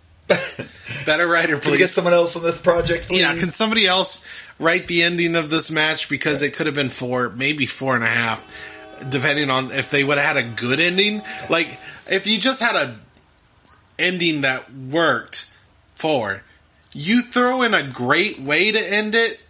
That's 4.5. That was almost a good a 5-star match. That was a really good fucking tag team match. And that's why I like doing this podcast. Is I forgot how good the guns. We have not really seen a bad Smoke and Guns match. No, not really. Just obvious. When I was a kid, I didn't like the gimmick. That's all. I didn't care about the Cowboys. That's what I love about doing this podcast. Exactly, Absolutely, because you've mentioned it before too. I've it's a said different this many set times. of eyes. Now, when we started the In Your House things, I said to you, boy, I remember a bunch of bad shit, but they have not. None of them have been horrible. Not horrible. Not really. I'm talking like the whole paper. None of them have been. Yeah, right. Absolutely. No. I mean, I said a similar thing when it came to Hulk Hogan. I gained a slightly more appreciation for Hulk Hogan. I still don't like the guy that much. Right. I'm still not a Hulk Hogan fan. But now you see why he affected wrestling. Doing the podcast, I could see the appeal. Yeah. I can see why people did like him. But, I have a lot of issues with his terrible movesets. He does the same shit. I have my issues, but one thing I came away appreciating is the fact that the man exudes charisma. Yeah. I mean, he has charisma out his ass. Yeah. So, I mean, despite the lack of the moveset, he knows how to sell it. He knows how to sell it. He knows how to do it. Yep. I had a similar situation with Ultimate Warrior. I came away realizing that he was more flash than substance. Very much so. But I didn't realize that till I was older. I still have a little bit of... Yeah, when I was a kid, I was all in with the Warrior, and I didn't realize it. We get wiser. What did you see in this? The leg drops X-Pac was doing, the real fast. Oh my gosh. First one looked great, second one he missed by a mile, and it was probably a camera angle. But see, when I was that age, I didn't notice that stuff. No. Because I bought into all of it, so I didn't, I saw Ric Flair wrestle live one time, and his chops looked horrible. Oh my gosh. Like he was missing, like we just saw there. It was very disappointing. I'm not saying he was always like that. But you realize a lot of wrestling is essentially being a magician. Yeah. A lot of sleight of hand. Yes. That's all it is. That's what it is. It's a sleight of hand. You have to know what you're doing. Yeah. To look like you're killing people. Exactly. Sometimes. All right. Are we ready to get to the next match? Let's go. Absolutely. Bring it on. All right, before our next match, we get Hendrix backstage selling life-size cutouts of Shawn and Brett. Cardboard cutouts for $25, kids. If you have one of those... Ladies. Shawn likes to go to your house, I'm just saying. If you have one of those now, it'd be worth a lot of money. Could you imagine if you had one of the original ones? You know, Probably, yeah. Doc tried to ask Brett a question. What the fuck did he say? It was a good line. I can't remember. What did he say? He's like, "Oh, Brett's a little stiff." Yeah, Brett's a little stiff right now. Can't answer the question. And then we get our next match, and it's Marty Jannetty. Oh my god. Who hasn't given up anything as the Rocker. Wearing an outfit like exactly what you'd imagine staring directly to the sun is like. So somewhere in his messed up skull, Marty was like, if I'm going to come back, I need to look different. So I'm going to wear my Rocker shit, but I'm going to make all the tassels like 3 miles longer. So they're just fucking everywhere. Yeah, everywhere. Like, everywhere. And I'm going to still come out to the Rockers. With a design that's only happy with people from the 80s. Yeah, and it's 95 and the Rockers haven't been together for 3 or 4 years at this point, and we're still just going to be... By the way, Marty Jannetty's probably been hired and fired more times by WWE than any other person, but he got a payoff. What's he care? His opponent, it was the debut of Goldust. Huh? Pretty cool, right? It's to go back and watch this stuff. Like, that's definitely the Goldust you don't remember at all. Like, early Goldust. Yeah, this was, I mean, their first match. It was his first match. It was his first televised match. Like I told you, this was actually a dark match at the last In Your House. So he had wrestled, but just not on TV. Soon you'll see them start getting away from that because, you know, the interwebs are starting to come around. So you can't be having these dark matches and trying to keep secrets. Right. You know, you can't do that stuff anymore. It's really hard to do. But what did you think of Goldust's debut? It wasn't his fault who his opponent was. It's not his fault, but yeah, Marty Jannetty was just... I felt bad that this was Goldust's first match. Yeah. And the sad part is, and there was still some kind of highlights with Marty Jannetty. Like there were, but it's like he got tossed into the turnbuckle or on the outside, and he just flew around. And that was this impressive sell. The stuff Marty was messing up. Okay, like the last match you mentioned, like the leg drop. You wouldn't have noticed it a different game. No, if there was a different angle, that would have looked probably great. Like Goldust was dragging Marty by his hair. And Marty just stopped. And Goldust kept going. Like, he's missing the kind of shit you shouldn't miss that looks really bad. Like, the dude has you by your hair and you just stop moving and let him keep going. Like, how do you even do that? How do you slip out of the hair drag to even... Yeah. Maybe he didn't have his cocaine in this match. Oh, and the foot. Maybe. He missed it. We tried to go back and watch it. But so Goldust went to stomp on Marty's hand. Like a foot stomp. Marty pulled his hand back and started doing the ouch before the foot even fucking, like Goldust hadn't even stomped on him yet. He didn't. He sold early. Yeah, he sold way too early. You're messing up stuff that's noticeable. I guess the big shots he took helped. It was fine. It was a debut, but it was like a jobber match. He might have been better off with Waylon Mercy. I don't know. Honestly, I mean, everything about this felt like Marty Jannetty was a jobber. And here's the sad thing. I remember watching Marty Jannetty and the Rockers, and I remember me and Rage were pretty impressed by Marty Jannetty. Like, back then, he was really good in the ring. He was energetic. I mean, his outfit probably was not super great, but we also recognized it was the 80s, and right. That's what happened. That's the thing, like, this was, who knows what happened here, but, you know, Marty ended up having a lot of drug problems and blah, blah, blah. He wasn't a bad wrestler, but he could never break away from. You can't come back. Sean redefined himself. At this point, no one looks at Sean. He's like, look at that Rocker. Right, no. Not taken away from him. The Rockers. Half time you forget that he was in the Rockers. The Rockers got their place, whatever, but no one at this point's even looking at Sean and going, look at the Rockers. Right, absolutely. He redefined himself. But Marty Jannetty never did. Jannetty comes out here with no new music. He's using the Rockers music. And, and the outfit's one thing bad, you'll notice is unless your fucking music is money, money, money, money, money, or you're fucking Hulk Hogan and I am a real American. 80s wrestlers did not have iconic music. Nobody popped for Marty. Nobody. I mean, and he came out, they had him come out just like running down the aisle. I thought Rockers would have. What they did, because he did exactly what they did in the 80s, he felt like a jobber. He looked like a jobber. He felt like a jobber. The way they presented him felt all jobberish because that's what jobbers look like. They look like they're from the 80s. Yeah. He's like, we're watching a Goldust and Marty Jannetty match, and Marty Jannetty is the one that looks weird and out of place. Exactly. The Goldust looks perfectly normal in this match.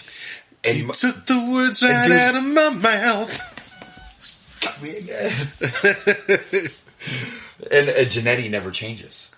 10 years from now when we're watching WCW, and we see Marty show up in WCW in 1997, guess what the fuck he's wearing? The same fucking thing. Rocker gear. He's like, guys, I was a rocker. Wasn't I cool then? Wait till we get to experience the new rockers in 96. Oh my gosh. Yeah. Marty Jannetty and Leaf. Do you think we'll get to? I mean, were they ever in any of the pay-per-views? I'm pretty sure, and I could be wrong, but I'm pretty sure they're at SummerSlam 96 that I went to. I'm pretty sure they're in that one. Oh, you got to see them. Because the tag titles were a 4-way tag match, and I'm pretty sure that they were one of the teams. The new rockers. Yeah. I'm just saying. Yeah. Guess what? They wear rocker gear and come out to the rocker music. I have a question for you. It just popped in my head, and you might not be able to answer this because this is going to be a tough question. Bring it on. Who is there any wrestler you can think of who is the most popular wrestler who never showed up at a pay-per-view in WWF? That would be never.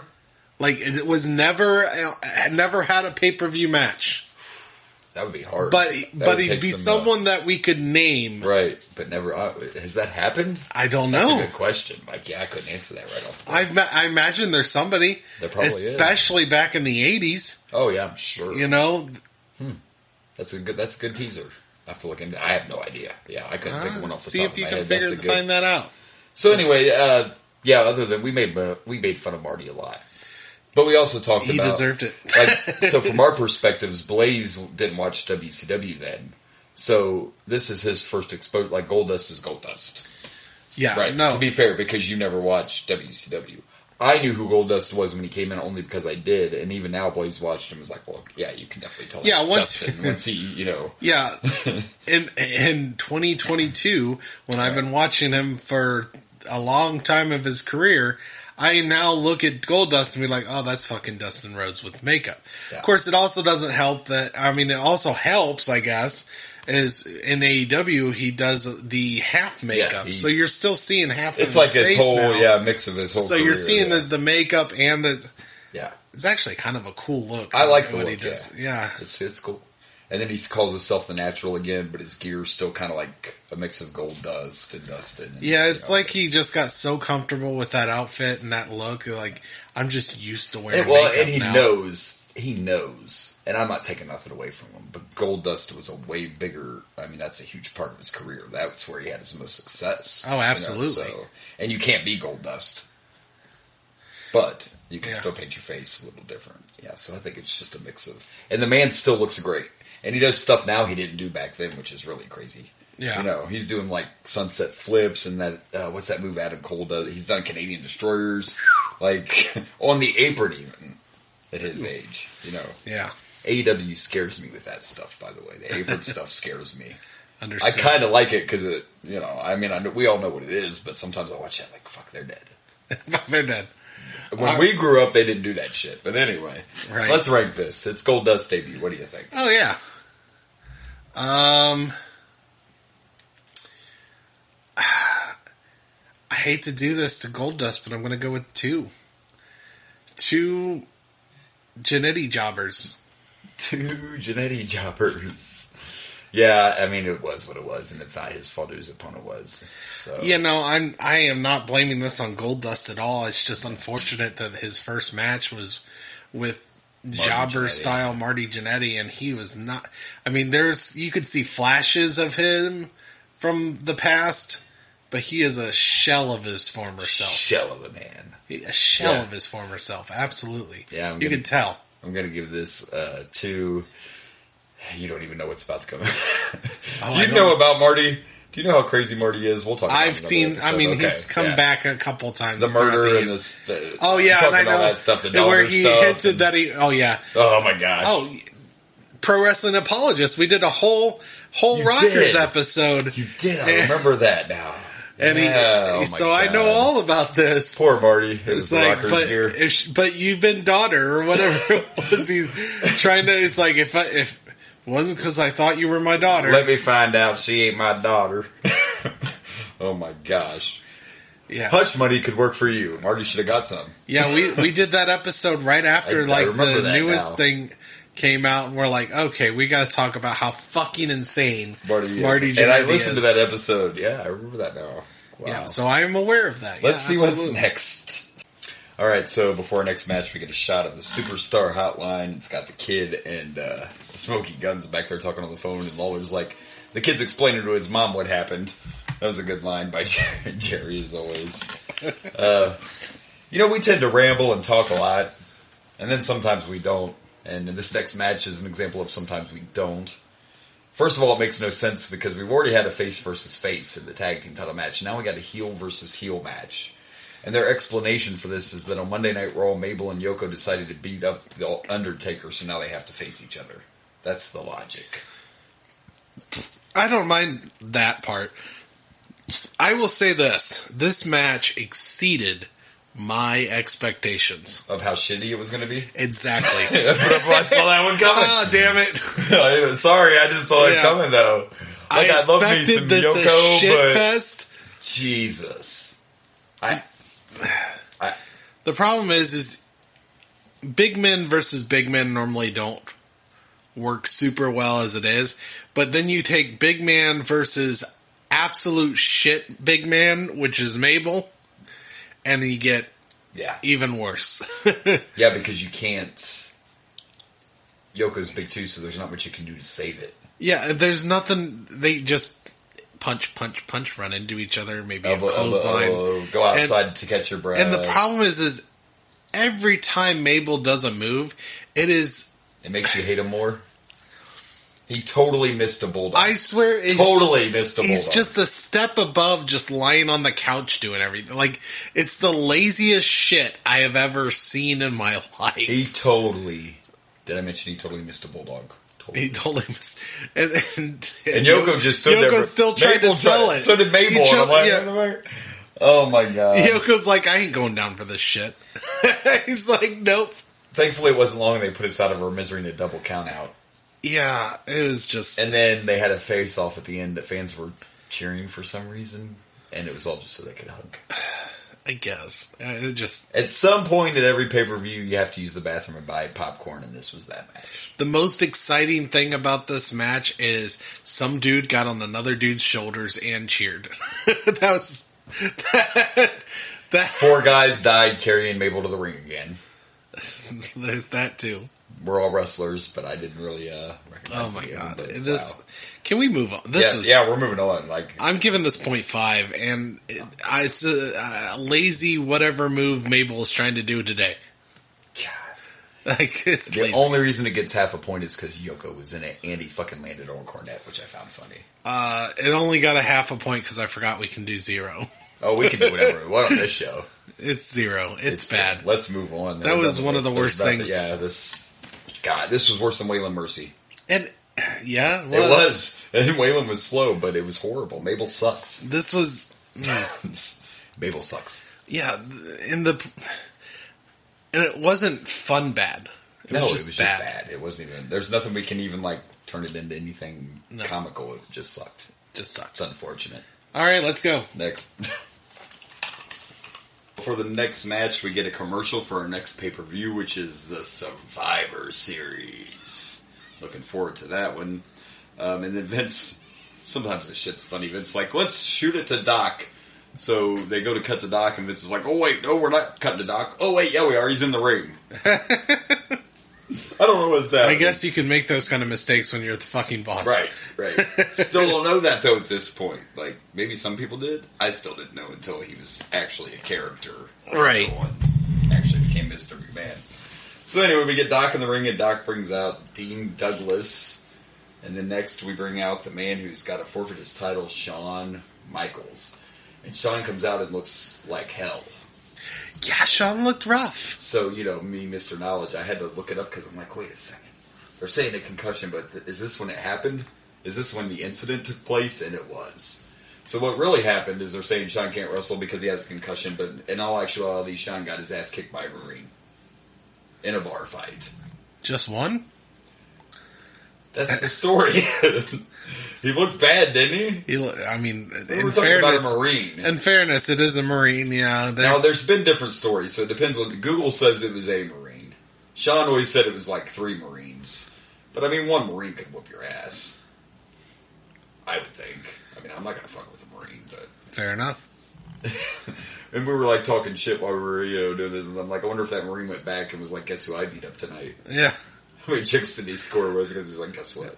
Kick Shawn Michaels' ass. So I'm not sure if Shawn he's no longer just a sexy boy. Yeah, I was wondering if afterwards he bought this pay-per-view. He's like, there's the guy. There's the guy right his there. Fucking ass. Look at his eye. I did that. At first, when Sean came out, I thought it looked so rough because he had to watch Marty's match. I thought that's what happened, but it was actually he got his ass kicked. And so, Sean's had an interesting career. Yeah, so apparently. We make Dean, and Sean looked rough too, and he didn't have any kind of his. He was on. Not happy. His eyes looked all fucked up. His eye was bleeding. He hadn't shaved, you could. He was not. He did not. It was. My guess is he flirted on the wrong woman. Which could be. I feel like no matter what story you hear there were some things said that shouldn't have been, and he kind of did the old. Don't you know who I am? I'm Shawn Michaels. Don't you know who I am? I'm a fucking Marine. Don't you know who I am? Sexy boy. I'm a fucking Marine. Fuck you, sexy boy. What are you going to do? So that's why Sean could. So he forfeits the title. They crowned him the champion, and immediately he has to defend the title against the bad guy, Razor Ramon. So double duty for Razor. Surprisingly, 1-2-3 Kid did not show up. I was waiting. Because this match I didn't remember. I'm thinking because this match was kind of put together real quick, and they're like, oh, well, we don't have a story. I watched it again, too, because I told you I read an interview with Shane Douglas, because that's what he went by most of his career, and he said he felt like they made the title mean nothing when they handed it to him, but I'm thinking, dude, are you really mad because they let you be champ for 10 minutes? Yeah. They're like, listen, here's what we're going to do. We're going to make you champ, but then Razor's coming out to take it from you. Son of a bitch. Yeah, and unfortunately, it wasn't a bad match, but I wasn't super impressed either. This is another one of those everything's average. One was been real bad. Yeah, nothing's been over the top. So no, but it was Razor, so it made it a little more entertaining. I'm not a big. But in fairness, Razor's also been in the best match that we've watched today. Yeah, so Razor's Razor. I was never a big Douglas fan. You can see why it didn't work. I think my bias for the Genius is coming. I really enjoyed the Genius when he was there. Yeah, he's definitely not. Dean Douglas is a straight up third-rate genius. Yeah, it's like Genius off Wish, the bad one. Exactly, the bad Wish. There's a better Wish. I said during the match that he looked like a villain from Batman, from the TV show.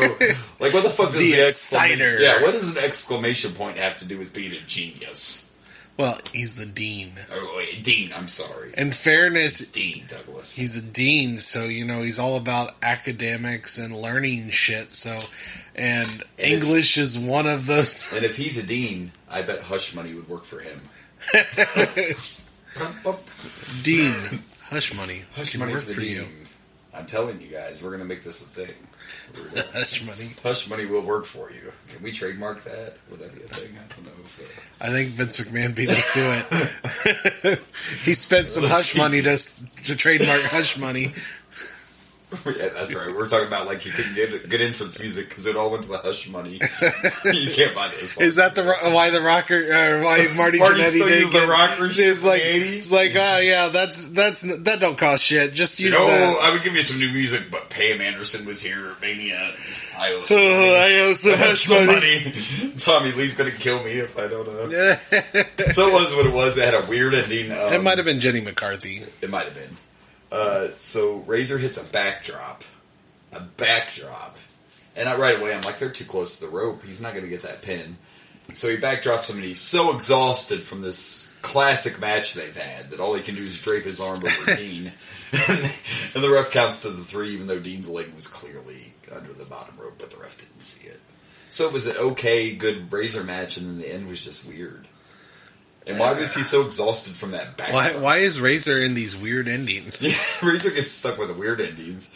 I guess, let me take that back a little bit. I guess I forgot the part where Razor wrestled once. So being exhausted... Yeah, this is the second match he's wrestled. Yeah, I didn't think that...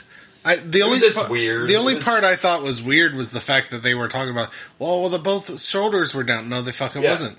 And not to mention, Dean wasn't on top of Razor, so unless you're trying to say this is a double count out, none of that makes sense. The commentators were trying to sell like we didn't know whose shoulders were down.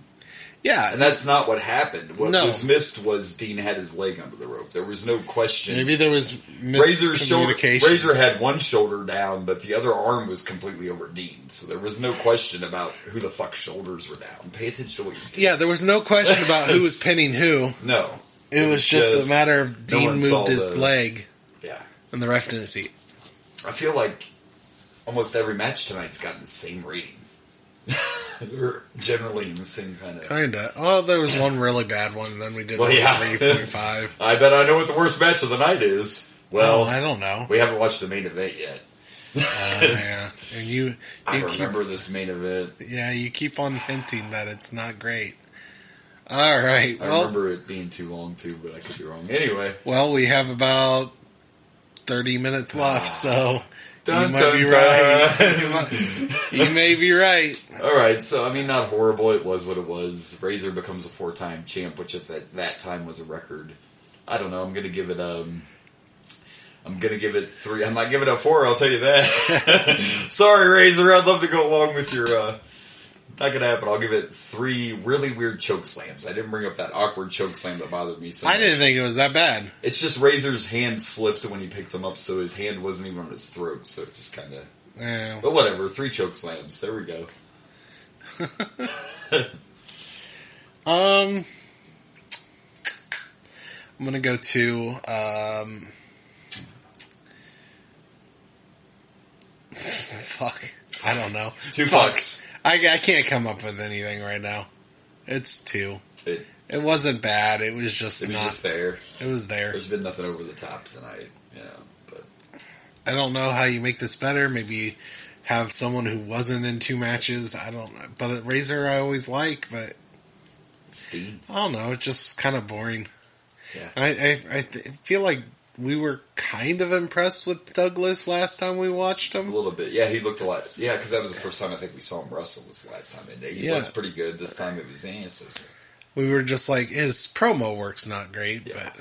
And it's not like anything was necessarily bad. It was just nothing was memorable just either. Again, when you're sitting here watching this, yeah, it's in your house, but this is a pay-per-view. And this feels like this match could have been on Raw.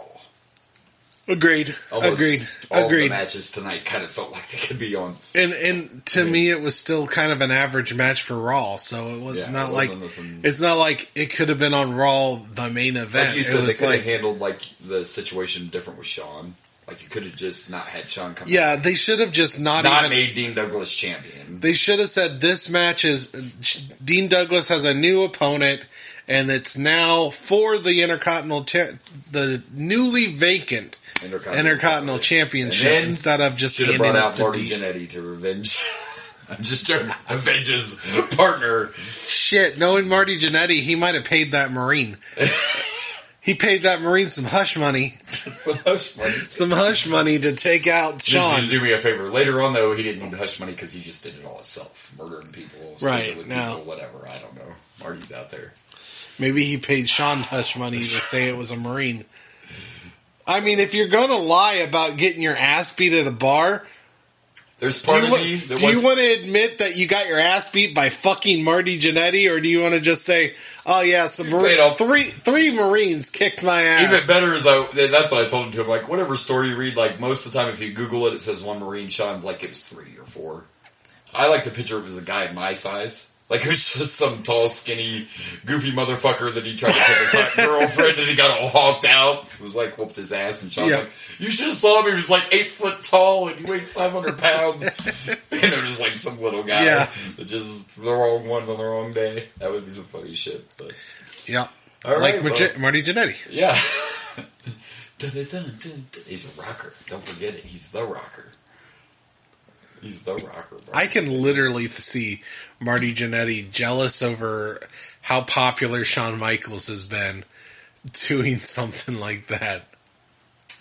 It wouldn't be it. It would. At this point, we can literally there's say... There's literally crazier things he's done. Exactly. It would not be the craziest. That would be the more normal thing. Because most people don't tweet specifically how you kill somebody and then say, no, I didn't kill him. I was bored.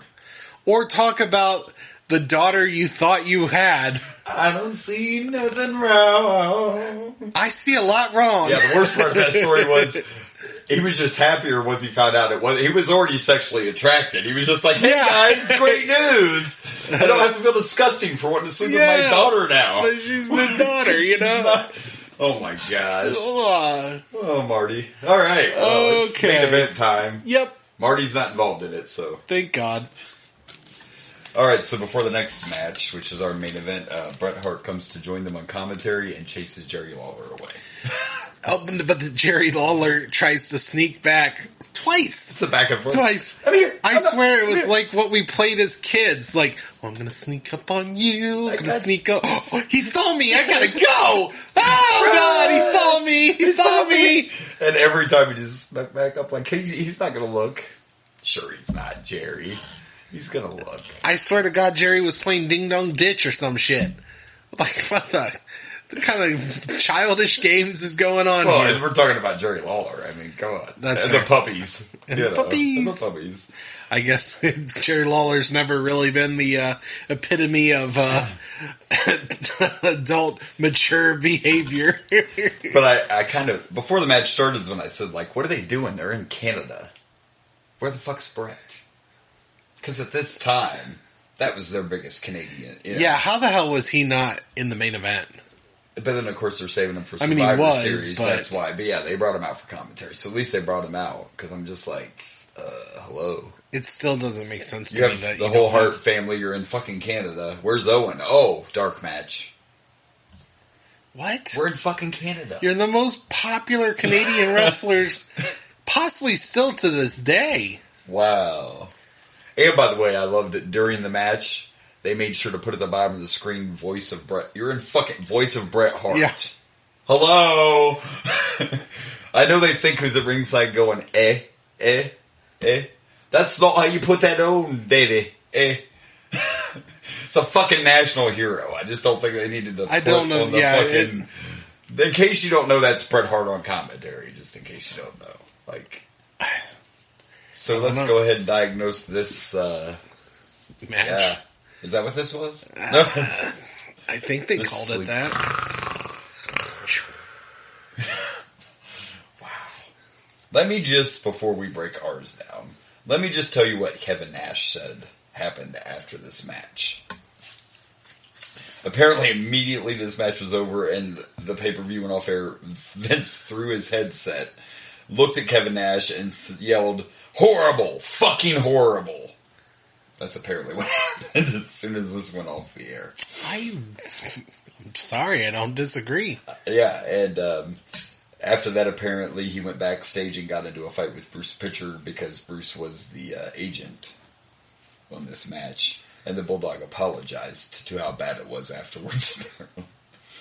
But Nash said that he felt like this was a sign that the end of Diesel was coming soon. Well, and I mentioned this while we were watching this. It was technically smart wrestling storytelling to have British Bulldog go after his legs. He just constantly went after the legs, but almost the entire match was a snooze fest. And they're not selling these submissions. Bulldog couldn't put him on right, and Nash is just laying there like... Yeah, I mean, they're barely even trying to make us believe that there was any effort into trying to cause pain. And But are you really going to, how can you yell at Diesel, though? First of all, Vince, you booked this shit. You made the match. What do you... Just like Mabel, how many times we're going to fucking push Mabel? I mean, who choreographed? Do the wrestlers choreograph? Did they the ones that decide all this? Apparently they didn't study it well like Bulldog and Brett did for Wembley Stadium, I guess that wasn't... It was very boring. It was boring. It wasn't even necessarily bad. It was just boring. It wasn't that bad, except the submissions didn't look good. But yeah, it was... The submissions didn't look good, and there was so much... Like, this entire match... It was just a snoozer. It was boring as shit. The last match was more entertaining. And that was Dean. And it was still more entertaining than this. Yeah, Dean absolutely was. The crowd wasn't really that into it either. And really all they were doing the whole time... So here again, it's experimental, and we're filling in gaps. The whole time, they're just talking about Brett getting his title shot at Survivor. They're not even trying to sell this match anyway. It's all about Brett. No. Who would you rather face? Brett, who's your next opponent? Brett? Yeah, no, this is just boring. Wouldn't it have been... Boring, which is worse than bad. Throwing it out there. Wouldn't it have been more intriguing to have Owen in the match, knowing Brett was in line to be number one contender? I'm just saying. Right. And you would have got a better match. But Owen's on a dark match. And Brett didn't even wrestle. He was at least on commentating. Brett wrestled in a dark match. Here we go again with the In Your House. Right. There's 4 dark matches because you still get a full card. You just don't get to watch it. And neither do we. Brett faced Isaac Yankum again. That was the dark match. Oh, and by the way, this match ended in a DQ, right? Brett ended up in the ring. I can't remember. That's how much I remember. Yeah, Brett jumped in and attacked British Bulldog. So British Bulldog technically won by disqualification, but he doesn't get the title. Nope. Because Brett interfered. And the fact that British Bulldog just didn't even give a shit. Like Brett comes, or Diesel comes in, and Brett and Diesel start fighting, and British Bulldog just like runs out of there like, oh, I just lost my title shot. Well, fuck it. Let's just go. Do you know why he took off so quick, though? Because Marty was there, and if anyone knows where the good cocaine is, fucking Marty does. Oh, that's a good point. We have coke to snort and women to fuck. Generic rocker. Generic rocker has the coke. Generic rocker has the coke hookup. He's like, listen, and apparently knows some Marines. Yeah. Let me take you to this bar I know. Sean was just there. He loved it. Show you where to get some coke. Fair enough. Some Marines. Yeah, this is bad. It was. I mean, I'm giving this one wrestling NyQuil. Because that's what this was. This was the wrestling equivalent of NyQuil. Yeah. I'm going to give it one. This is fucking horrible. That's what Vince yelled. That's fair. With Vince. That's fair. Horrible. That's fair. It was not good. Wasn't. This was rough. But we made it through it. It was boring. It was dead. The crowd was more into the Intercontinental title. Like, it didn't feel like a main event. No one cared. I don't even know if this was a Raw match. Like, this was a house show match that nobody... Why wasn't this on the dark match? I don't know. It should have been. It should have been really like a really, really dark match. Like a very. There's just some like don't even turn on the lights. Okay, like something else you could have done. You could have done another main event tag match, and you could put like Brett on a team with Diesel against Bulldog and Owen or something. You know what I mean? There were so many other things you could have done. You didn't have to have the world title on the line because we all know it was going to be Brett and Diesel at Survivor Series anyway. But whatever, it is what it is. It's crazy. Who booked this shit? Vincent Kennedy McMahon did. All right. Well, we made it through that, so we're going to rank some matches. That's what we're going to do. Favorite match of the night. All right. Favorite match of the night. I actually had to think about it for a minute. Because again, nothing was really over the top, you know? Right. And I don't know. It was a hard pick, but I'm going to go with the tag team title match. I'm going to go with the Smoking Guns against Kid and Razor. I almost wanted to pick Goldust, just because I had so much fun picking on Marty Jannetty. But if we're talking about actual wrestling and story and match, except for I didn't like the ending of it, I got to go with the tag team match. Well, I don't think I went past 3 or 2. Neither one of us did, except for that tag team title match, so... I'm right there with you. It was the best match of the night. For sure. Even with the weird ending, it was the best match of the night. It was a good match. It was. Again, I forget just a weird ending. how good the guns were. Fair. Yeah, so easy enough. Yeah.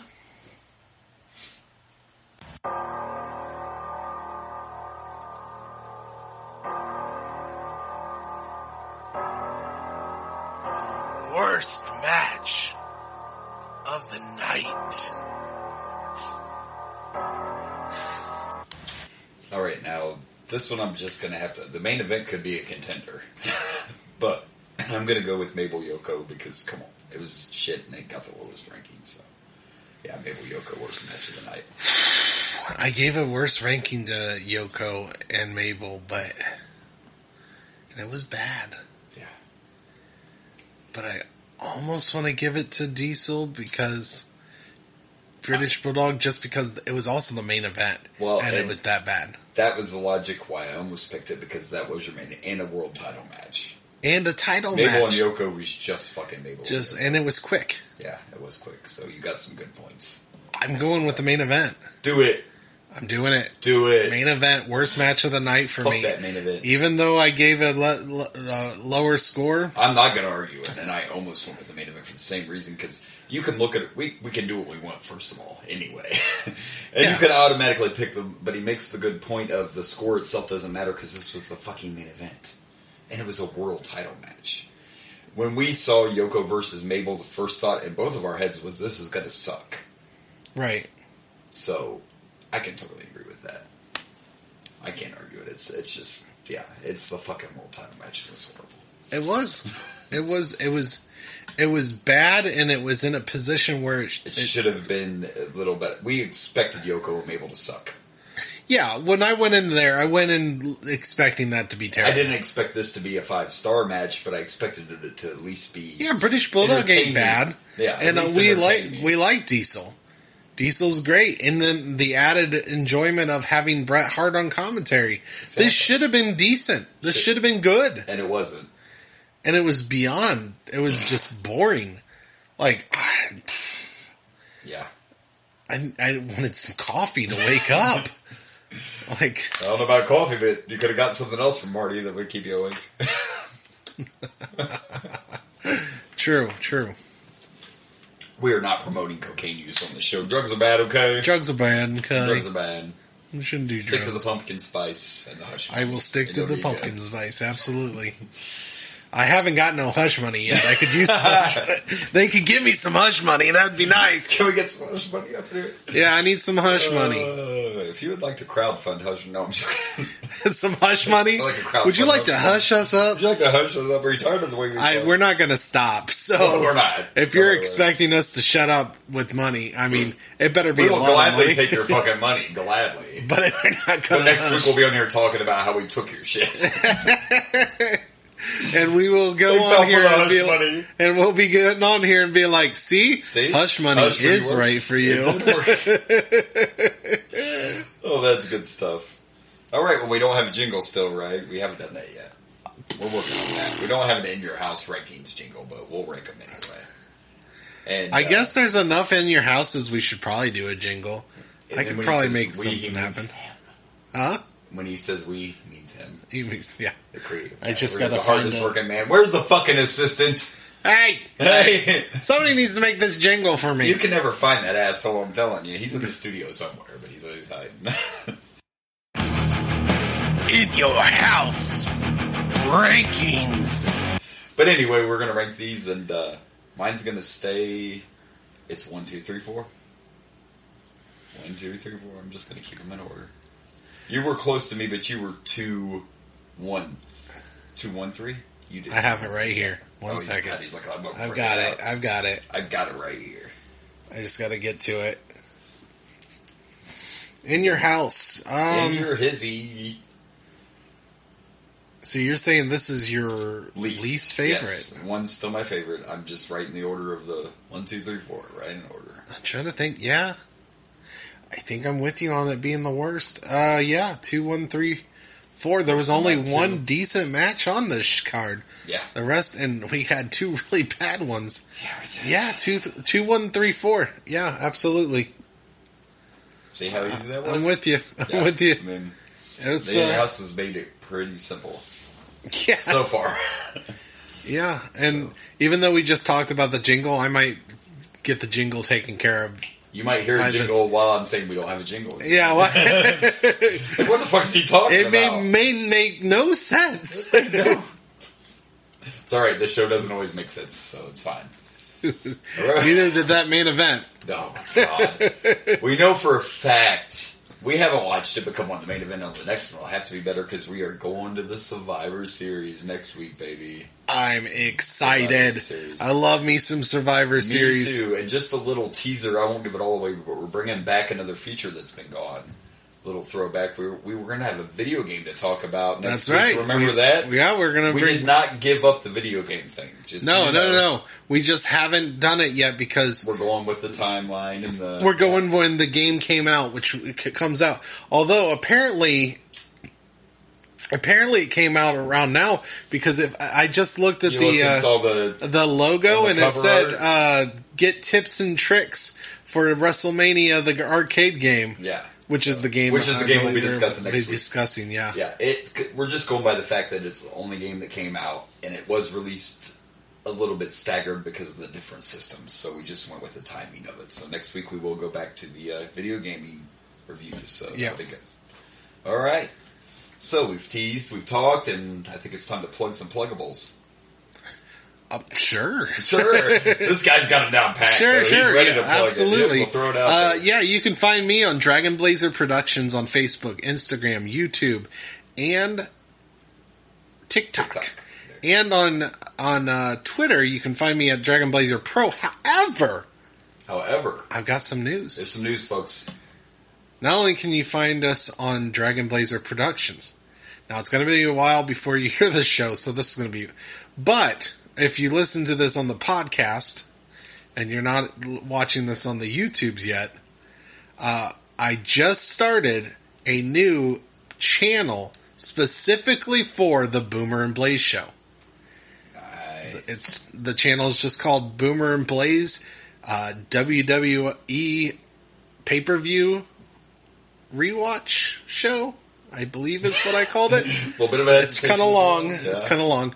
But yeah, and I'm starting to redo the podcast in order. I just released WrestleMania 1. I released WrestleMania 2 as one whole show.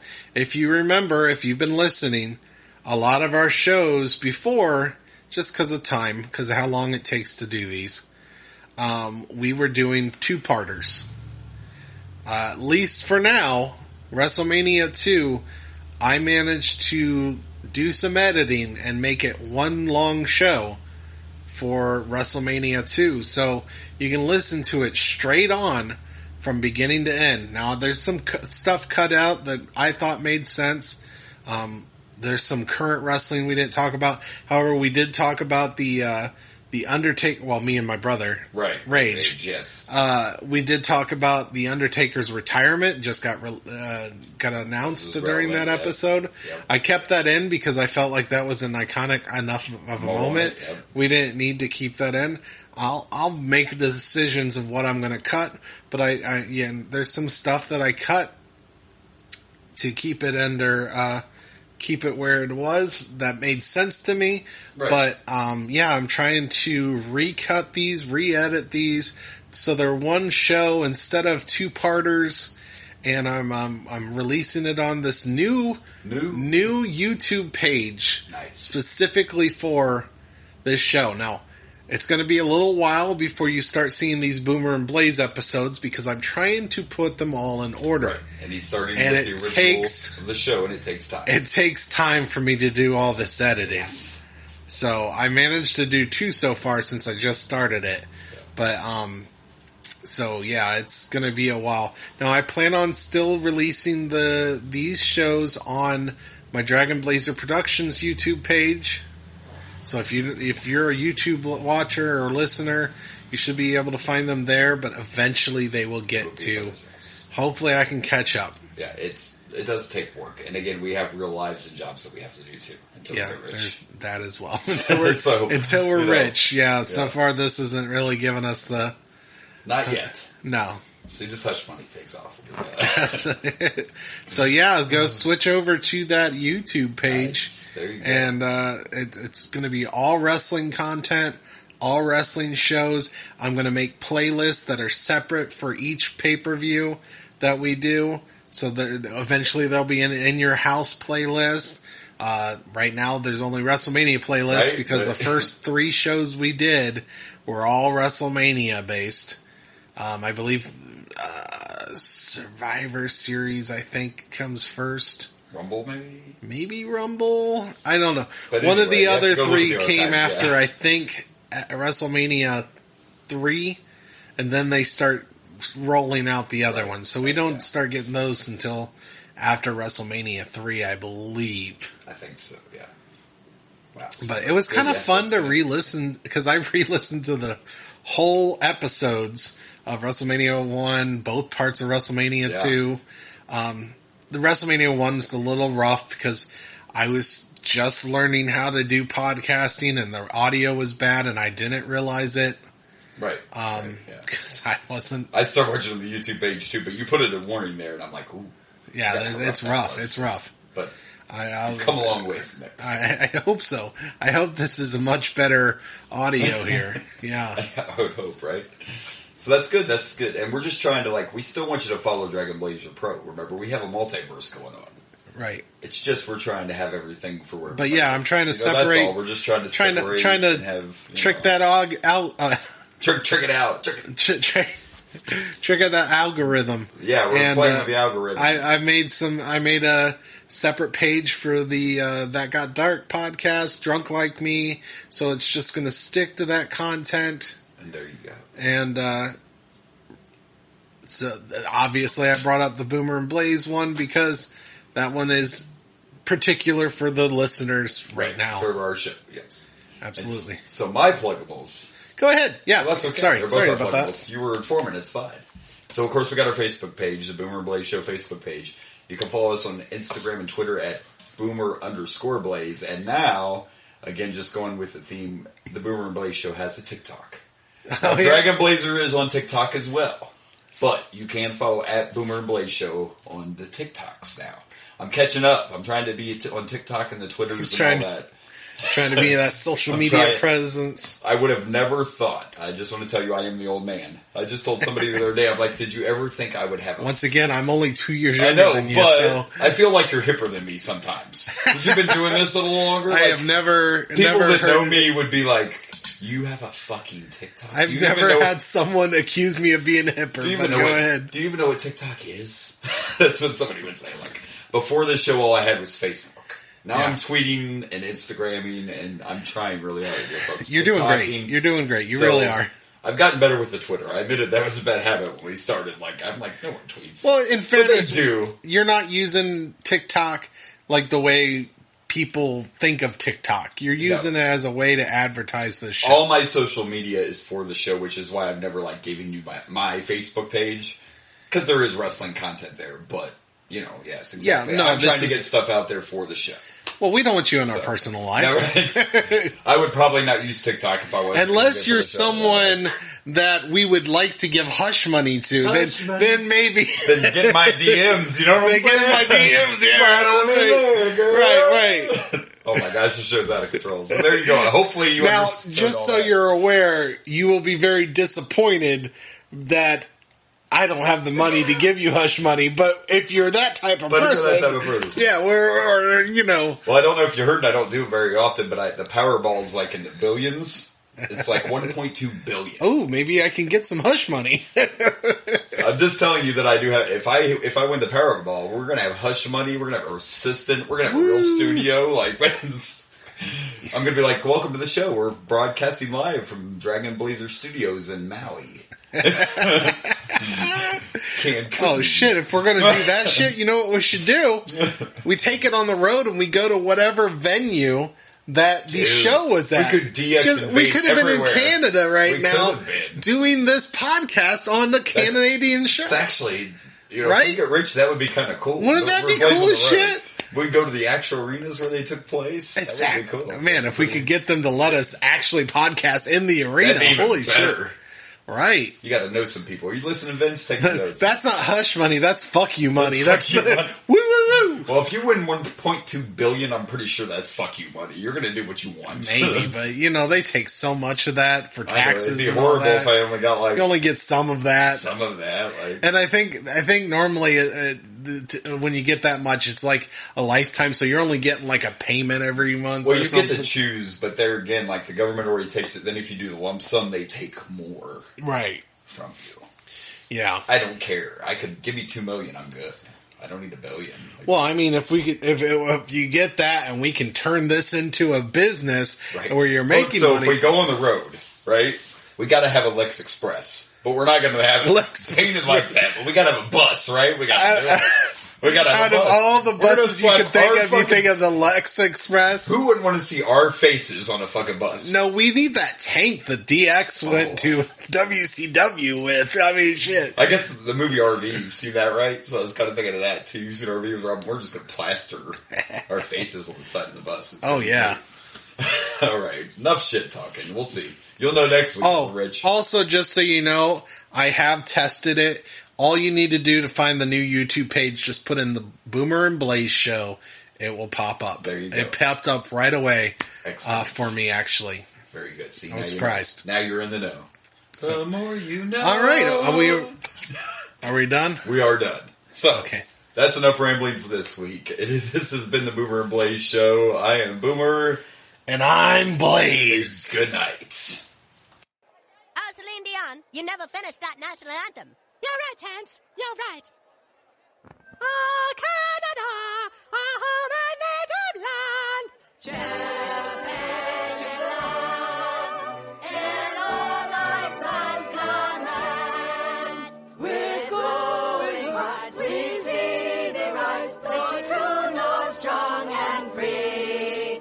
From far and wide, oh Canada, we stand on guard for thee. God gave our land, glorious and free. Oh Canada, we stand on guard for thee. Oh Canada, we stand on guard for thee. Hey everyone, this is Blaze from the Ragin' Blaze and the Boomer and Blaze show. Thank you for watching.